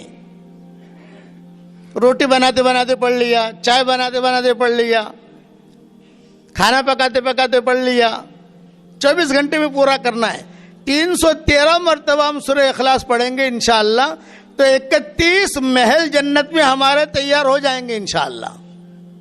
اور کوئی انکم ٹیکس والا آپ کو میسج کرے گا نہیں. دنیا میں تو 2 بنگلے بنا لو آپ تو انکم ٹیکس والے کھڑے ہو جاتے نہیں ہو جاتے. کوئی انکم ٹیکس والا آئے گا نہیں. میں کہتا ہوں کہ احمد آباد میں بہت فارم بنا لیے, بہت پراپرٹیاں بنا لی. اللہ تعالیٰ آپ کے فارم میں, آپ کے پراپرٹیوں میں اللہ بہت برکت دے, ہماری دعا ہے. لیکن اب جنت میں پراپرٹی بناؤ. میرے والد صاحب رحمۃ اللہ علیہ فرماتے تھے, بیٹا یونس رات کو اگر نیند نہ آوے نا تو 10-15 بنگلے بنا لینے کے جنت میں. سمجھ گئے نا؟ سورہ اخلاص پڑھتے رہنے کا, سورہ اخلاص پڑھتے رہنے کا, بنگلے بھی تیار ہو جائیں گے, نیند بھی آ جائے گی. ابا کہتے تھے بیان کے لیے میں جاتا ہوں تو کسی سے بات نہیں کرتا ہوں, میں بنگلے بناتے بناتے جاتا ہوں اور پھر بیٹھ جاتا ہوں اور السلام علیکم کہہ کے بیان شروع کرتا ہوں تو اللہ تعالیٰ میرا بیان ٹھیک کرا دیتا ہے. میں بھی اپنے گھر سے پیدل جاتا ہوں میرے جنات کے ساتھ. جنات روزانہ مجھے لینے آتا ہے, وہ مجھے ہاتھ پکڑ کے جاتا ہوں تو میں وہ بات کرتا ہے, میں خاموش رہو بھائی میں بنگلے بنا رہا ہوں. بنگلے بناتے بناتے جو چلا جاتا ہوں مسجد میں پیدل اور وہاں سے پیدل آتا ہوں. تو میں آپ سے یہ درخواست کرتا ہوں 313 مرتبہ سورہ اخلاص پڑھنے کی عادت ڈالو, 313 مرتبہ درود شریف پڑھنے کی عادت ڈالو, 313 مرتبہ استغفار کی عادت ڈالو. مختصر استغفار پڑھ لو, اللہم اغفر لی, اللہم اغفر لی, 10 منٹ میں ہو جائے گا. درود شریف بھی مختصر پڑھ لو, صلی اللہ علیہ وسلم, صلی اللہ علیہ وسلم. اس میں درود بھی ہے, اس میں سلام بھی ہے. ان اللہ و ملائکتہ یصلون علی النبی یا ایھا الذین آمنوا صلوا علیہ وسلموا تسلیما. تو صرف درود نہیں پڑھنا, سلام بھی ہے اس کے اندر. تو یہ پڑھو صلی اللہ علیہ وسلم, یا رب صلی وسلم دائما ابدا. تو درود بھی ہوگا, سلام بھی ہوگا. تو فائدہ کیا ہوگا بتاؤں؟ 313 مرتبہ اگر سورہ اخلاص پڑھنے کی عادت ڈال دی اور 313 مرتبہ درود شریف پڑھنے کی عادت ڈال دی اور 313 مرتبہ استغفار پڑھنے کی عادت ڈال دی, انشاءاللہ قیامت تک کی آپ کے آنے والی نسلوں میں کوئی بے دین نہیں رہے گا انشاءاللہ, اور کوئی بھکاری بھی نہیں رہے گا. دعا بھی اللہ قبول کرے گا. اس پر مختصر قصہ سنا دیتا ہوں. یہ صلاح الدین ایوبی جو تھے نا, صلاح الدین ایوبی, یہ ان کے والد شادی نہیں کرتے تھے. پانی دینا. ان کے والد جو شادی نہیں کرتے تھے, وہ کہتے تھے مجھے شادی نہیں کرنی. تو خاندانی لوگ تھے, رئیس لوگ تھے, تو پوچھتے تھے ان کے خاندان والے پہ شادی کیوں نہیں کرنی؟ کیونکہ نہیں کرنی شادی مجھے. بھائی اتنا مال ہے تو مال کہاں جائے گا, تو کیسے زندگی گزارے گا, تیری نسل کیسے چلے گی؟ صلاح الدین ایوبی کے والد سے لوگ کہتے تھے مجھے شادی نہیں کرنی. جب گھر والے لڑکے لڑکیاں بہنیں یہ سب وہ کہتے کہ بھی شادی کرو شادی کرو, انہوں نے کہا مجھے اسی لڑکی سے شادی کرنی ہے جو میرا ہاتھ پکڑ کر مجھے جنت میں لے جائے. تو ان کے خاندان والے کہتے تھے وہ تو تجھے جنت میں ملے گی, یہاں تو ملنے کی نہیں, یہاں تو اڑی ٹڑی ملے گی. بیوی تو اڑی ٹڑی اچھی لگتی ہے, بیوی جو ہے وہ ایڑی ٹیڑی اچھی لگتی ہے, وہ ٹیڑی ہوتی ہے. اسی لیے اس کو جو ہے ٹیڑی پسلی سے پیدا کیا اور دل کے قریب رکھا کہ بیوی کا مقام دل کے قریب ہے, عزت دو. تو ان کے والد کہتے تھے مجھے شادی کرنی ہی نہیں ہے. مالدار آدمی تھے صلاح الدین ایوبی کے والد. تو روزانہ عصر کی نماز کے بعد یہ اپنے پیر کے پاس چلے جاتے تھے. ان کے پیر تھے, ان کے پاس چلے جاتے تھے فروٹ لے کر, یہ لے کر, اور پیر کی خدمت کرتے, ان کے پاؤں بھی دباتے, ان کا اکرام کرتے, کھانا کھلاتے. بوڑھے آدمی تھے. ایک مرتبہ یہ صلاح الدین ایوبی کے والد اور پیر بیٹھے ہوئے تھے اور ایک غریب لڑکی بیچاری آئی محلے کی, بہت غریب, خستہ حال تھی, قبول صورت. کسی کو بدصورت ہم نہیں کہہ سکتے, یہ ہماری شریعت کا مسئلہ یاد رکھنا. ارے وہ کالی شین ہے, وہ بدصورت شین ہے, یہ نہیں. کسی کو بدصورت کہنا ہماری شریعت میں جائز نہیں. کیوں کہ اللہ نے پیدا کیا ہے, اور اللہ کہہ رہے ہیں هو الذی خلقکم وصورکم فاحسن صورکم. اس نے تم کو پیدا کیا ہے تمہاری صورتیں اس نے بنائی ہیں اور تمہاری صورتیں اچھی بنائی ہیں. تو اللہ پر اعتراض ہے. اتنا کہہ سکتے ہیں جو دل کو نہ لگے وہ آنکھ کو کیا لگے, یا جو آنکھ کو نہ لگے وہ دل کو کیا لگے. قبول صورت, اتنا جملہ تو کہہ سکتے قبول صورت. تو وہ لڑکی جو تھی وہ قبول صورت تھی, حسین جمیل تھی غریب. یہ آئی تو امام صاحب نے, پیر صاحب نے پوچھا صلاح الدین ایوبی کے جو والد تھے بیٹھے ہوئے تھے, یہ کہا بیٹا تیرا رشتہ ہوا نہیں ہوا؟ یہ کہا حضرت جی میں رشتہ تو ڈھونڈتی ہوں, مجھے ایسے لڑکے سے شادی کرنی ہے جو میرا ہاتھ پکڑ کر مجھے جنت میں لے جائے. ارے یہ بیٹھا صلاح الدین ایوبی کے والد بیٹھے ہوئے تھے وہاں, یہ بیٹھا. تو صلاح الدین ایوبی کے والد نے کہا میں بھی ایسی لڑکی ڈھونڈتا ہوں جو میرا ہاتھ پکڑ کے جنت میں لے جائے. اور لڑکی نے بھی کہا میں بھی ایسا لڑکا ڈھونڈتی ہوں جو میرا ہاتھ پکڑ کے مجھے جنت میں لے جائے. تو پیر صاحب نے وہی نکاح کرا دیا ان دونوں کا. صلاح الدین ایوبی پیدا ہوئے, صلاح الدین ایوبی جو پیدا ہوئے وہ پیدا ہوئے. اور جب پیدا ہوئے ظاہر بات ہے کہ ان کی تربیت ہوئی, بڑے ہوئے, بیت المقدس فتح کیا. تو ان کی والدہ جو تھی نا صلاح الدین ایوبی کی والدہ, یہ دیندار تھی. یہ سورہ اخلاص کا وظیفہ کرتی تھی 313 مرتبہ. میں 313 کیوں کہہ رہا ہوں؟ 313 بدرین کی تعداد ہے. تو بدرین کی تعداد میں اللہ نے کرنٹ رکھا ہے. ہم اور کچھ تو نہیں کر سکتے, لیکن ہم دعا تو مانگ سکتے نہیں مانگ سکتے. اس کے بعد دعائیں قبول ہوتی ہیں. پوری امت کے لیے دعا کرو. 313 مرتبہ سورہ اخلاص پڑھنے کی عادت ڈالو, 313 مرتبہ درود شریف پڑھنے کی عادت ڈالو, 313 مرتبہ استغفار پڑھنے کی عادت ڈالو. اور روزانہ کی آپ کی جو تصویریں ہیں 100 مرتبہ پڑھتی ہو, تب 213 مرتبہ کر لو, انکلوڈ ہو جائے گا وہ. روزانہ 31 بنگلے تیار ہوں گے انشاءاللہ. کتنے بنگلے بھائی؟ ایک تمہارے احمدآباد کی ڈاکٹرنی ہے, شکاگو میں رہتی ہے, اس نے مجھے کہا کہ حضرت جی جب سے میں نے سنا تو میں نے 10 لاکھ مرتبہ سورہ اخلاص پڑھا ہے. تو نا حضرت جو ہے مجھے بنگلے ملیں گے. میں نے کہا تیرے 1 لاکھ بنگلے تیار, اور کروڑ مرتبہ قسم کھا کے کہتا ہوں کہ ملیں گے, کیونکہ صحیح حدیث ہے, مسند احمد کی حدیث ہے. حضور صلی اللہ علیہ وسلم نے حضرت عمر سے کہا تھا عمر 10 مرتبہ سورہ اخلاص پڑھ, جنت میں اللہ ایک محل بنائے گا تیرے لیے. حضرت عمر نے کہا 10 مرتبہ سورہ اخلاص پڑھوں اور اللہ جنت میں میرے لیے محل بنائے گا؟ میں تو بہت بناؤں گا. آپ نے فرمایا, حضرت عمر نے جملہ کہا اذن لا استکثر یا رسول اللہ, میں بہت بناؤں گا. تو حضور نے فرمایا جتنے بنانے ہو بنا, تو بناتے بناتے تھک جائے گا, اللہ دیتے دیتے نہیں تھکے گا, بنا. تو میں نے کہا ڈاکٹر صاحب آپ کو ملیں گے, یقینی ہے. کہ مول صاحب ایک بات پوچھو کہ کھوٹو نہیں لگاتا؟ پوچھو. مول صاحب کہ بھاڑو بھاڑو آپ سے کہ نہیں آوے؟ 1 لاکھ بنگلے تیار ہو گئے, کرایہ ورایہ آئے گا کہ نہیں آئے گا, رینٹ. میں نے کہا یار گجراتیوں کو رینٹ کا بہت فکر رہتا ہے, گجراتی اور پنجابی یہ بھاڑا کھانے کے بہت عادی ہوتے. میں نے کہا دیکھ بیٹا وہاں پر رینٹ تو نہیں آئے گا, کرایہ تو نہیں آئے گا, تو مول صاحب کریں گے کیا اتنے سارے بنگلوں کا؟ میں نے کہا جب جنت میں جائیں گے تو انشاءاللہ مشورہ کر لیں گے. جب جائیں گے مشورہ کر لیں گے. جب یہ صورت نازل ہوئی, حضرت جبریل علیہ السلام لے کر آ رہے تھے تو دھمال تھی آسمانوں پر. تو سارے فرشتے پوچھ رہے تھے بھی کہاں کیا لے کے جا رہے؟ تو حضرت جبریل نے کہا یہ اللہ کا نسب نامہ ہے. مشرکین نے سوال کیا ہے محمد تمہارا نسب نامہ یہ, ابو طالب کا نسب نامہ یہ, عبد المطلب کا نسب نامہ یہ, ہمارا نسب نامہ یہ, تمہارا اللہ کا نسب نامہ کیا ہے؟ اس پر یہ صورت نازل ہوئی ہے قل هو اللہ احد اللہ الصمد لم یلد ولم یولد ولم یکن له کفوا احد. یہ اللہ کا نسب نامہ ہے, یہ حضرت جبریل نے کہا. بس ایک قصہ مختصر سنا دوں. ایک حدیث, ایک صحابی تھے معاویہ ابن معاویہ لیثی انصاری, یہ تبوک میں جا نہیں سکے, بیمار تھے. ان کا تبوک میں سارے صحابہ چلے گئے تھے.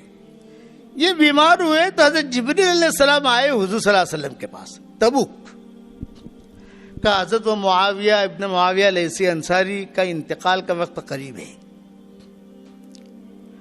تو ہمیں اتنا بتا دیں کہ اس کے جنازے کی نماز یہاں پڑھیں گے.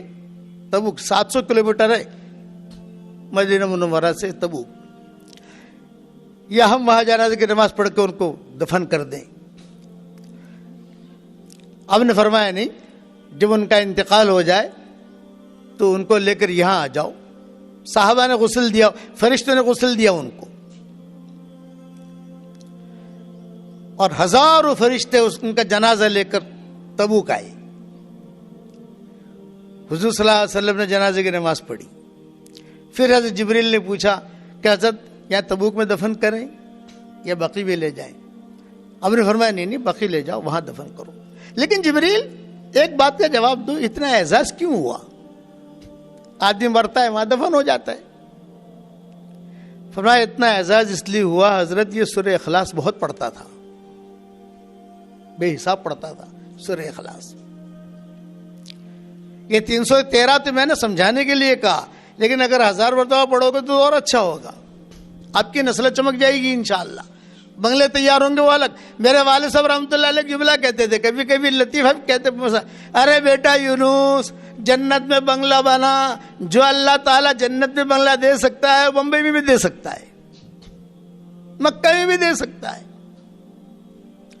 چنانچہ ایسا ہی میرے ساتھ اللہ نے کیا کہ اللہ نے مجھے ہر جگہ مکان دیا, مکہ میں بھی دیا, مدینہ میں بھی دیا, بمبئی میں بھی دیا, دلی میں بھی دیا, گجرات میں بھی دیا. ابا کہتے تھے جنت میں بنگلے بنا, جو اللہ جنت میں دے سکتا ہے وہ دنیا میں بھی دے سکتا ہے. تو بناؤ گے انشاءاللہ بھائی.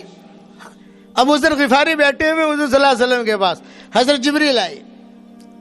اہذا ابا ذر یا رسول اللہ, کیا یہ ابو ذر ہیں؟ آپ نے فرمایا ہاں ابو ذر ہے. پھر حضور نے پوچھا تم کیسے پہچانتے ہو ان کو؟ تو حضور نے فرمایا, حضرت جبریل نے کہا آسمان والے مدینہ والوں سے زیادہ پہچانتے ہیں. کہ کیوں؟ یہ سورہ اخلاص بہت پڑھتا ہے. تیسری حدیث سنو, ایک صحابی سورہ اخلاص بہت پڑھتے تھے. تو حضور نے پوچھوایا ابھی کیوں پڑھتے ہو سورہ اخلاص؟ مجھے بہت اچھا لگتا ہے, میرا اللہ کی بڑائی ہے اس کے اندر, میرے اللہ کی تعریف ہے, میرے اللہ کی عزت ہے, میں اس لیے پڑھتا ہوں اور محبت ہے مجھے. تو آپ نے فرمایا اگر تجھ کو محبت ہے تو اللہ کو بھی تجھ سے محبت ہے. یہ فرمایا حضور نے کہ اللہ کو بھی تجھ سے محبت ہے. یاد رکھنا, پڑھتا رہے اس کو, پڑھو گے انشاءاللہ. اب ایک قصہ اور سنا دوں, کہا بار بار احمد آباد کہاں ملتا ہے ہم کو. ہمارا بمبئی میں پروگرام ہوتے تھے نواب مسجد میں. تو ایک لڑکی بیچاری, وہ جو ہے اپنا برقع پہن کر, میں کار میں بیٹھ رہا تھا اور بیٹھ کر اس نے کہا ابو جی ابو جی ابو جی. اگر کوئی مجھے حضرت جی کہے مجھے اتنی خوشی نہیں ہوتی, لیکن مجھے ابو جی کہے مجھے بہت خوشی ہوتی ہے. ہماری بچیاں جتنی ہیں, ہماری بہویں جتنی ہیں, میں سب کو کہتا ہوں ابا ابا نہیں کہنے کا, حضرت حضرت نہیں کہنے کا. دنیا والوں کے لیے حضرت, تمہارے لیے ابو جی. ابو جی ابو جی ابو جی. میری ایک ریکویسٹ ہے, مطلب میری عمر 28 سال کی ہو گئی اور کہیں میرا رشتہ ہوتا نہیں ہے, بہت پریشان ہوں. میں نے کہا بیٹا میں تجھے ایک وظیفہ بتاؤں, تو کرے گی؟ ہاں ابو جی میں ضرور کروں گی. اس وقت میں نے 100 مرتبہ سورہ اخلاص پڑھواتا تھا, اب 313 مرتبہ پڑھواتا ہوں. لوگ پوچھتے ہیں کہ اس وقت میں تو 100 مرتبہ تھا, اب بھاؤ بڑھ گیا. میں نے کہا تیرے فلیٹ کا بھاؤ بڑھا تو میرے سورہ اخلاص کا بھاؤ نہیں بڑھے گا. 25 لاکھ میں تو نے فلیٹ لیا تھا, آج 2.5 کروڑ کا ہو گیا. جب تمہاری زمین کا بھاؤ بڑھ سکتا ہے تو ہمارا بھاؤ نہیں بڑھ سکتا. آج 313 مرتبہ پڑھواتا ہوں, کل کوئی اور حدیث لے آؤں گا انشاءاللہ, اس سے آگے پڑھاؤں گا. تو میں نے کہا بیٹا 100 مرتبہ سورہ اخلاص پڑھتی رہنا, اور یہ میری تسبیح ہے, جاندار شاندار مالدار دیندار.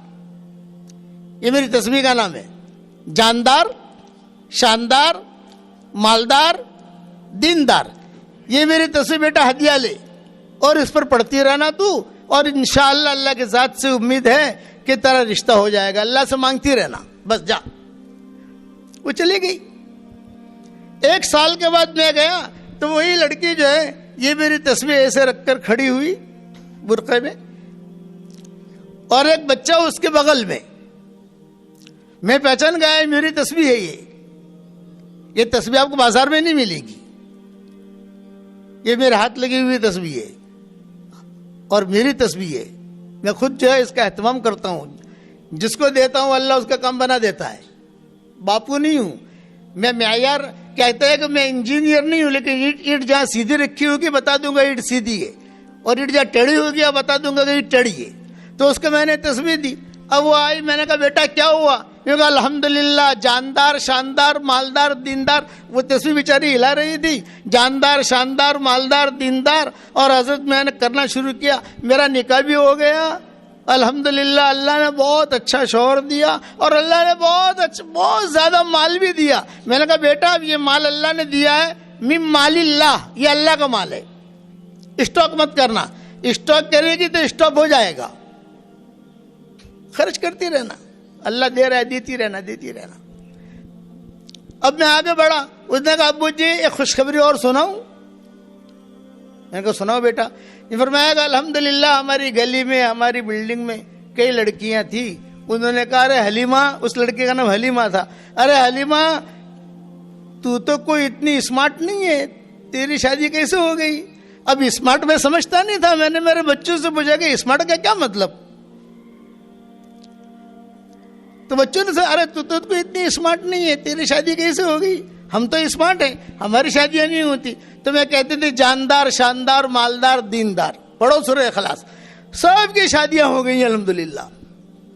اللہ نے ہر قسم کی خیریں رکھی ہیں، یہ بات یاد رکھنا. اس لیے میرا وظیفہ پکڑ کے رکھنا اور دین کے کام کو اپنا کام بنانا، اللہ کے احکامات کو پورا کرنا.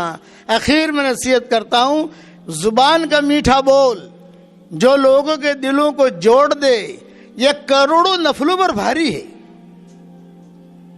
زبان کا کڑوا بول جو لوگوں کے دلوں کو توڑ دے یہ کروڑوں گناہوں پر بھاری ہے. سارے دنیا میں جو دینداروں میں انتشار ہو رہے ہیں، مدرسے ہو خانقاہ ہو، جو انتشار یہ زبان کے بول کی وجہ سے ہو رہے ہیں.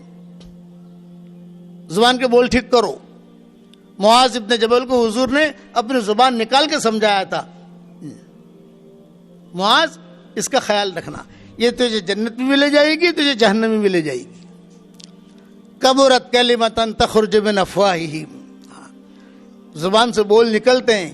کتابوں میں لکھا ہے دین کا کام کرتے کرتے جنت کے قریب پہنچ کر ایک زبان کے بول کی وجہ سے جہنم میں پھینک دیا جائے گا.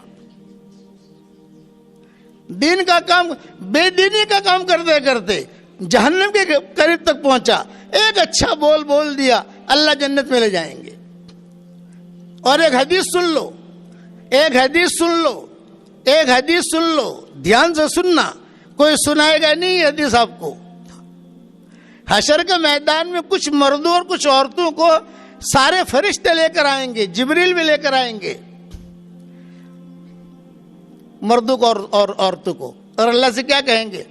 اللہ پاک یہ وی آئی پی لوگ ہیں، ہم نے ان سے کوئی گناہ ہوتے ہوئے ہم نے دیکھا نہیں ہے. ہمیشہ خیر، کبھی نماز میں، کبھی تہجد میں، کبھی چلے میں، کبھی 3 چلے میں، کبھی یہاں کبھی یہاں کبھی یہاں. ہم ان کو لے کر آئے ہیں کہ یہ بہت اچھے لوگ ہیں، یہ عورتیں بہت اچھی ہیں، آپ آئیں، یہ مرد بہت اچھے ہیں. آج کل ہمارے ساتھیوں میں مردوں کو پیر بننے کا شوق بہت ہوتا ہے اور عورتوں کو آپائی بننے کا شوق بہت ہوتا ہے. تو میں کہتا ہوں بھی آپا تو جس کو اللہ بنائے گا وہ بنے گی، پیر تو اللہ جس کو بنائے گا وہ بنے گا. تو حدیث شریف میں آتا ہے صحیح روایتوں میں کہ جبریل لے کر آ رہے ہیں اور جبریل کہہ رہے ہیں یہ بہت اچھی عورتیں ہیں، یہ بہت اچھے مرد ہیں، ہم ان کو لے کر آئے ہیں، یہ ٹاپ 1 ہے زمین پر رہنے والوں میں، کبھی کوئی برائی کرتے ہم نے نہیں دیکھا. اللہ کہیں گے ٹھیک ہے، لاؤ ان کا نامہ اعمال لاؤ. اللہ تعالیٰ نامہ اعمال یوں اٹھائیں گے، ایک ورق یوں پلٹا، ایک ورق یوں پلٹا، اس کا لاؤ، سب کے لاؤ. اللہ تعالیٰ دیکھیں گے اور اللہ تعالیٰ زمین پہ ڈال دیں گے، پھینک دیں گے. انہوں نے نیک کام تو کیے ہیں لیکن میرے لیے نہیں کیے، جہنم میں ڈال دو. یاد رکھنا، جہنم میں سب سے پہلے مشرک نہیں جائے گا، جہنم میں سب سے پہلے یہودی نہیں جائے گا، جہنم میں سب سے پہلے مجوسی نہیں جائے گا، تو جہنم میں سب سے پہلے کون جائے گا؟ سوال پیدا ہوتا ہے نا۔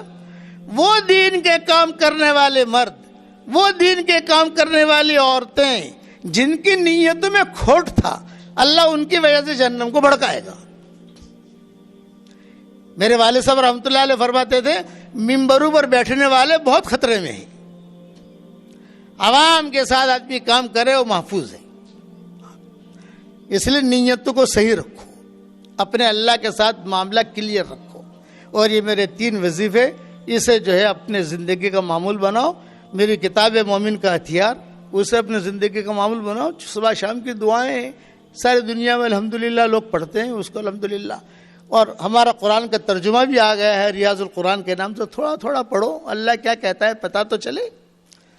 اور ایک اعلان کرتا ہوں کہ ہمارا ایک قرآن آیا ہے ابھی رموز و اوقاف والا۔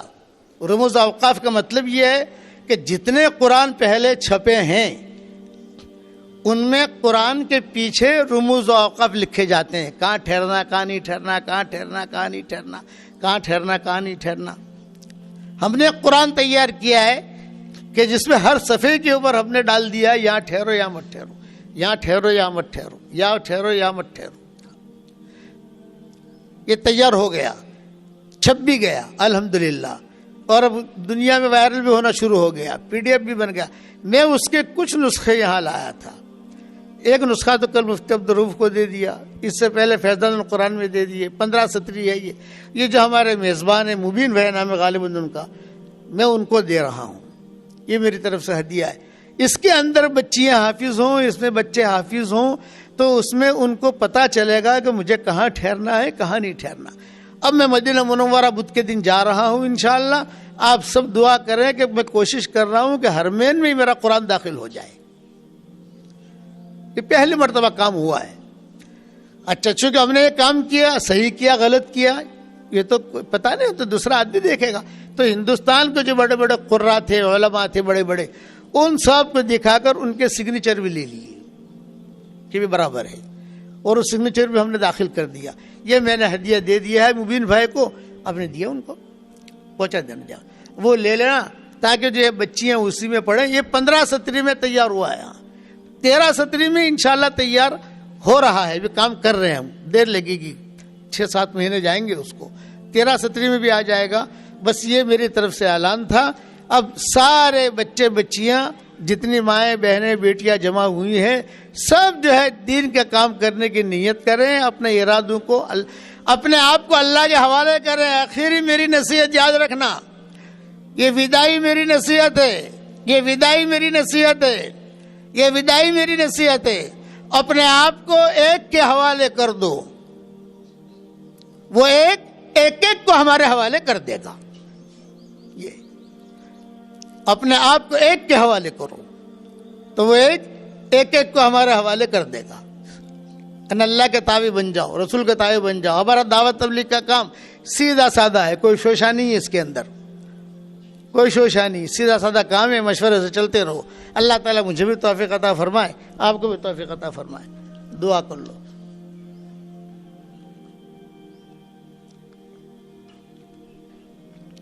بہت بڑا مجمع ہے جس نے خبر بھیجی ہمیں بیعت ہونا ہے۔ اب ساری دنیا بیعت ہونے کو کہتی ہے، کروڑوں آدمی جو ہے سبق سنتے ہیں الحمدللہ۔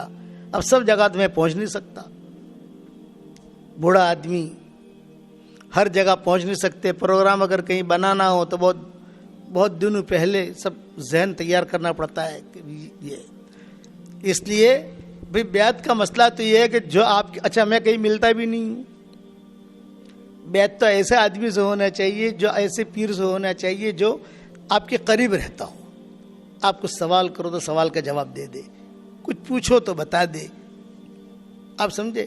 تو اس لیے اس سے تو میں معذور ہوں۔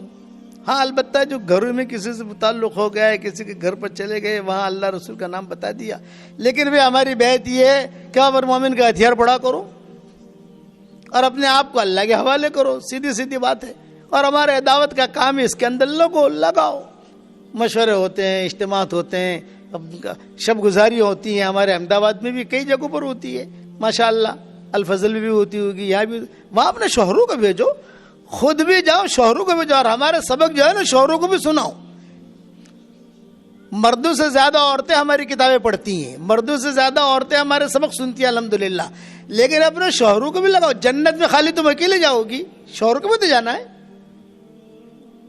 بچوں کو بھی تو جانا ہے, بچیوں کو بھی جانا ہے. گھر میں دین کا ماحول بناؤ. اللہ تعالی ہم سب کو عمل کرنے کی توفیق عطا فرمائے. اللہم لک الحمد کلہ ولک المن کلہ لک الشکر کلہ ولک الملک کلہ لک الخلق کلہ ولک الفضل کلہ وإلیک یرجع الامر کلہ وإلیک یصعد الکلم الطیب کلہ. اللہم لک الحمد بالاسلام لک الحمد بالایمان لک الحمد بالقرآن لک الحمد حتی ترضى لک الحمد اذا رضیت لک الحمد بعد الرضا. اللہم لک الحمد حمدا حمدا اللہم لک الشکر شکرا شکرا اللہم لک الحمد على سابغ نعمک. اللہم یا رب لک الحمد کما ينبغی لجلال وجہک وعظیم سلطانک. اللہم لک الحمد بالاسلام الحمد للہ الذی بعزتہ وجلالہ تتم الصالحات. الحمد للہ حمدا کثیرا الحمد للہ حمدا کثیرا. یا رب صل وسلم دائما ابدا على حبیبک خیر الخلق کلہم. اللہم صل على سیدنا محمد بن عبد اللہ القائم بحق اللہ ما ضاق امر الا فرجہ اللہ. یا رب صل وسلم دائما ابدا على حبیبک خیر الخلق کلہم. اللہم انا نسألک الفوز فی یوم القضاء ونزل الشہداء وعیش السعداء والنصر على الاعداء ومرافقة الانبیاء. یا ذا المن والعطاء یا سمیع الدعاء یا رافع السماء. اللہم لا تردنا خائبین اللہم لا تردنا خاسرین اللہم لا تردنا حازنین. اللہم بل ردنا الى دیننا ردا جمیلا بل ردنا الى دیننا ردا جمیلا. اللہم لا تجعل فینا ولا منا ولا معنا شقیا ولا محروما ولا مطرودا. اللہم اجعلنا من اہل القرآن هم أهلك وخاصتك. اللهم اجعل القرآن العظيم ربيع قلوبنا ونور صدورنا وجلاء أحزاننا وذهاب همومنا وغمومنا وسائقنا وقائدنا إليك وإلى رضوانك وإلى جناتك جنات النعيم. اللهم اجعلنا ممن يقرأ القرآن فيرقى ولا تجعلنا ممن يقرأ القرآن فيشقى. اللهم لو إن كنت كتبتنا في السعداء فأثبتنا فيها وإن كنت كتبتنا في الأشقياء فامحنا عنه واكتبنا في السعداء. اللهم اكتبنا في السعداء اللهم اكتبنا في السعداء فإنك تمحو ما تشاء وتثبت وعندك الكتاب. اللهم واقية كواقية الوليد تثبيتا كتثبيت موسى عليه السلام نصرا كنصر محمد صلى الله عليه وسلم. اللهم لك الحمد أنت قيوم السماوات والأرض ومن فيهن. اللهم لك الحمد أنت نور السماوات والأرض ومن فيهن. اللهم لك الحمد إنك حق ووعدك حق ولقاؤك حق والنبيون حق ومحمد صلى الله عليه وسلم حق والساعة حق والساعة آتية لا ريب فيها. اللهم إنا نسألك من الخير كله عاجله وآجله ما علمنا منه وما لم نعلم ونعوذ بك من الشر كله عاجله وآجله ما علمنا منه وما لم نعلم. اللهم أحسن عاقبتنا في الأمور كلها وأجرنا من خزي الدنيا وعذاب الآخرة. اللهم أعز الإسلام والمسلمين، اللهم أعز الإسلام والمسلمين، اللهم انصر إخواننا المستضعفين في كل مكان حيثما كانوا وأينما كانوا، اللهم انصر المجاهدين في كل مكان حيثما كانوا وأينما كانوا يا ذا الجلال والإكرام. اللهم إنا نعوذ بك من جهد البلاء ودرك الشقاء وسوء القضاء وشماتة الأعداء وسوء المنظر وفجاءة الموت. اللهم إنا نعوذ بك من عين لا تدمع ومن قلب لا يخشع ومن نفس لا تشبع. اللهم إنا نعوذ بك من زوال نعمتك وتحول عافيتك وفجاءة نقمتك ومن جميع سخطك يا ذا الجلال والإكرام، يا ذا الجلال والإکرام، یا ذا الجلال والإکرام. اے ہمارے پیارے اللہ، ہمارے گناہوں کو معاف فرما، ہماری خطاؤں سے درگزر فرما. اے اللہ، ہم اقراری مجرم ہیں، ہمیں ہمارے جرموں پر اقرار ہے. ہم جیسا گنہگار نہ تیری زمینوں نے دیکھا، نہ تیرے آسمانوں نے دیکھا، نہ ہل اور حرم نے دیکھا، نہ تیرے فرشتوں نے دیکھا. اے اللہ، اور تجھ جیسا کریم آقا بھی ہم نے نہیں دیکھا ہے. ہم گناہ کرتے رہے تو ہمیں روزے دیتا رہا، ہم گناہ کرتے رہے تو ہمیں مال و منال دیتا رہا. اے اللہ، جب اتنا کرم فرمایا ہے، ایک کرم اور فرما دے. جتنا مجمع آمین کہہ رہا ہے، یا میری اس دعا پر جہاں کہیں آمین کہی جائے، ہم سب کی قیامت تک کے آنے والی نسلوں کو تو قبول فرما لے. اے اللہ، جس کرم سے آپ نے ہمیں اس باغ میں جمع کیا ہے، اس میدان میں جمع کیا ہے، ہم سب کو میدان مسجد میں جمع فرما دے، جنت الفردوس میں تیرے نبی کے پڑوس میں جمع فرما دے، اور ہماری قیامت تک کے آنے والی نسلوں کے ساتھ تو ہم سب کو جمع فرما دے. اے اللہ، پورے حمد آباد والوں کو قبول فرما، یہاں کے مردوں کو قبول فرما، یہاں کی عورتوں کو قبول فرما، یہاں کے بچے بچیوں کو قبول فرما، یہاں کے چھوٹے بڑوں کو قبول فرما. اے اللہ، بہت محبت کی نگاہوں سے یہ آئی ہے. اے اللہ، ایک ایک کو تو اپنا تعلق عطا فرما.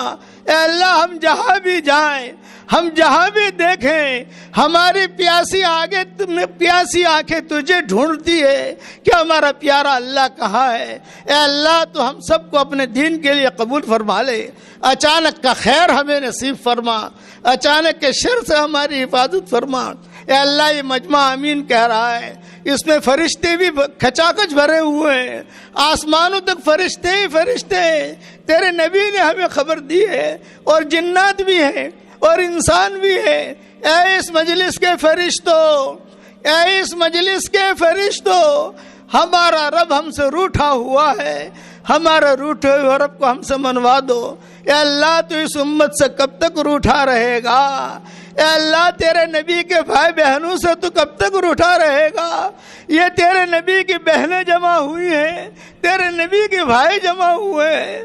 ہم نے صحیح حدیث میں پڑھا ہے، حضور صلی اللہ علیہ وسلم نے اپنے انتقال سے پہلے احد سے آتے ہوئے ابو بکر سے کہا تھا، ابو بکر، میرے بھائی بہن آئیں گے، ان کو میرا سلام کہنا. تو صدیق اکبر نے پوچھا، السنا اخوانک یا رسول اللہ، کیا ہم آپ کے بھائی نہیں ہیں؟ تو حضور نے جواب دیا تھا، لا، تم میرے بھائی نہیں ہو، تم تو میرے ساتھی ہو. میرے بھائی بہن تو وہ ہیں جنہوں نے مجھے دیکھا نہیں ہے اور بغیر دیکھے مجھ پر ایمان لائے ہیں، اللہ کی باتوں پر ایمان لائے ہیں، وہ میرے بھائی بہن ہیں، ان کو میرا سلام کہنا. یہ تیرے نبی کو ہم سے محبت تھی. تیرے نبی کے بھائی بہن جمع ہوئے ہیں، ساری دنیا میں تیرے نبی کے بھائی بہن شہید ہو رہے ہیں، بچے شہید ہو رہے ہیں. اے اللہ، ہم تو تیرے علاوہ کسی کو نہیں کہہ سکتے. اے اللہ، سارے دروازے بند ہو چکے ہیں، صرف آپ کا دروازہ کھلا ہوا ہے. اغلقت جمیع الابواب الا بابک، اغلقت جمیع الابواب الا بابک. سارے دروازے بند ہو چکے ہیں، صرف تیرا دروازہ کھلا ہوا ہے۔ اے اللہ امت کے حال پر رحم کا، کرم کا، فضل کا معاملہ فرما۔ اے خوبصورت پردے والے، اے خوبصورت چادر والے، ہمارے عیبوں پر پردے ڈال دے، ہمیں مصطفین الاخیار میں شامل فرما دے، بھلے بندے بندیوں میں شامل فرما دے۔ اے اللہ میری تشکیل پر جو روزانہ 313 مرتبہ سورہ اخلاص پڑھنے کی عادت ڈالے، 313 مرتبہ درود شریف پڑھنے کی عادت ڈالے، 313 مرتبہ استغفار پڑھنے کی عادت ڈالے، اے اللہ اس کی ساری دعاؤں کو تو قبول فرما، اس کی پریشانیوں کو دور فرما، قیامت تک کے آنے والی اس کی نسلوں کو، ہماری نسلوں کو تو چمکا دے۔ جس کرم سے آپ نے ہمیں یہاں جمع کیا، اسی کرم سے جنت الفردوس میں تیرے نبی کے پڑوس میں ہماری قیامت تک کے آنے والی نسلوں کے ساتھ تو ہم سب کو جمع فرما دے۔ اے اللہ یہ مجمع آمین کہہ رہا ہے، کسی کے باپ کا انتقال ہو چکا ہے، کسی کی ماں کا انتقال ہو چکا ہے، کسی کے شوہر کا انتقال ہو چکا ہے، کسی کی بیوی کا انتقال ہو چکا ہے، کسی کے رشتہ دار کا انتقال ہو چکا ہے، کسی کے ماں اور باپ دونوں کا انتقال ہو چکا ہے، وہ قبروں میں انتظار میں ہے کہ اس مجلس میں ہمارے لیے بھی کوئی دعا کرتا ہے کہ نہیں کرتا۔ اے اللہ ہمارے ماں باپ کی مغفرت فرما، رشتہ داروں کی مغفرت فرما، ان کی ہڈی ہڈی کو جنت نصیب فرما۔ اے اللہ ماں باپ دنیا سے چلے گئے، اے اللہ ہم جب بیمار ہوتے تھے ساری رات ماں نہیں سوتی تھی، باپ نہیں سوتا تھا، آج وہ قبروں میں چلے گئے ہیں، ان کی ہڈی ہڈی کو جنت نصیب فرما، اگلی منزلیں ساری ان کے لیے آسان فرما۔ اے اللہ یہ احمد آباد کا شہر ہے، یہاں ہم نے تاریخ میں پڑھا ہے بہت اللہ والے مدفون ہیں اور بڑے بڑے لوگ مدفون ہیں، ان سب کی قبروں کو تو نور سے منور فرما دے، ان کے درجات کو بلند فرما دے، کروٹوں انہیں آرام نصیب فرما، ان کی ہڈی ہڈی کو جنت نصیب فرما۔ اے ہمارے پیارے اللہ ایک دن آئے گا ہم بھی دنیا سے رخصت ہو جائیں گے، آج دوسروں کی موت کی خبریں ہمارے کانوں تک پہنچتی ہے، ایک دن ہماری موت کی خبر دوسروں کے کانوں تک پہنچے گی، کوئی پانی گرم کر رہا ہوگا، کوئی نہلا رہا ہوگا، کوئی کفن تیار کر رہا ہوگا، کوئی مشک اور عنبر لگا رہا ہوگا، کچھ لوگوں کے کندھوں پر سوار کیا جائے گا۔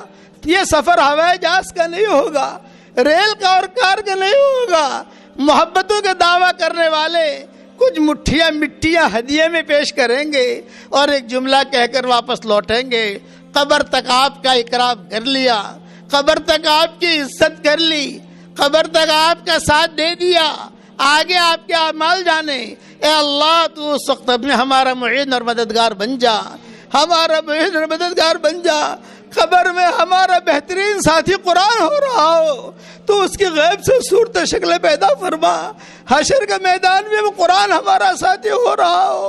اے اللہ جب ہم دنیا سے رخصت ہو کر تیرے پاس آئے، ہمارے ہنسنے سے پہلے تو ہنس کر ملاقات کرنا۔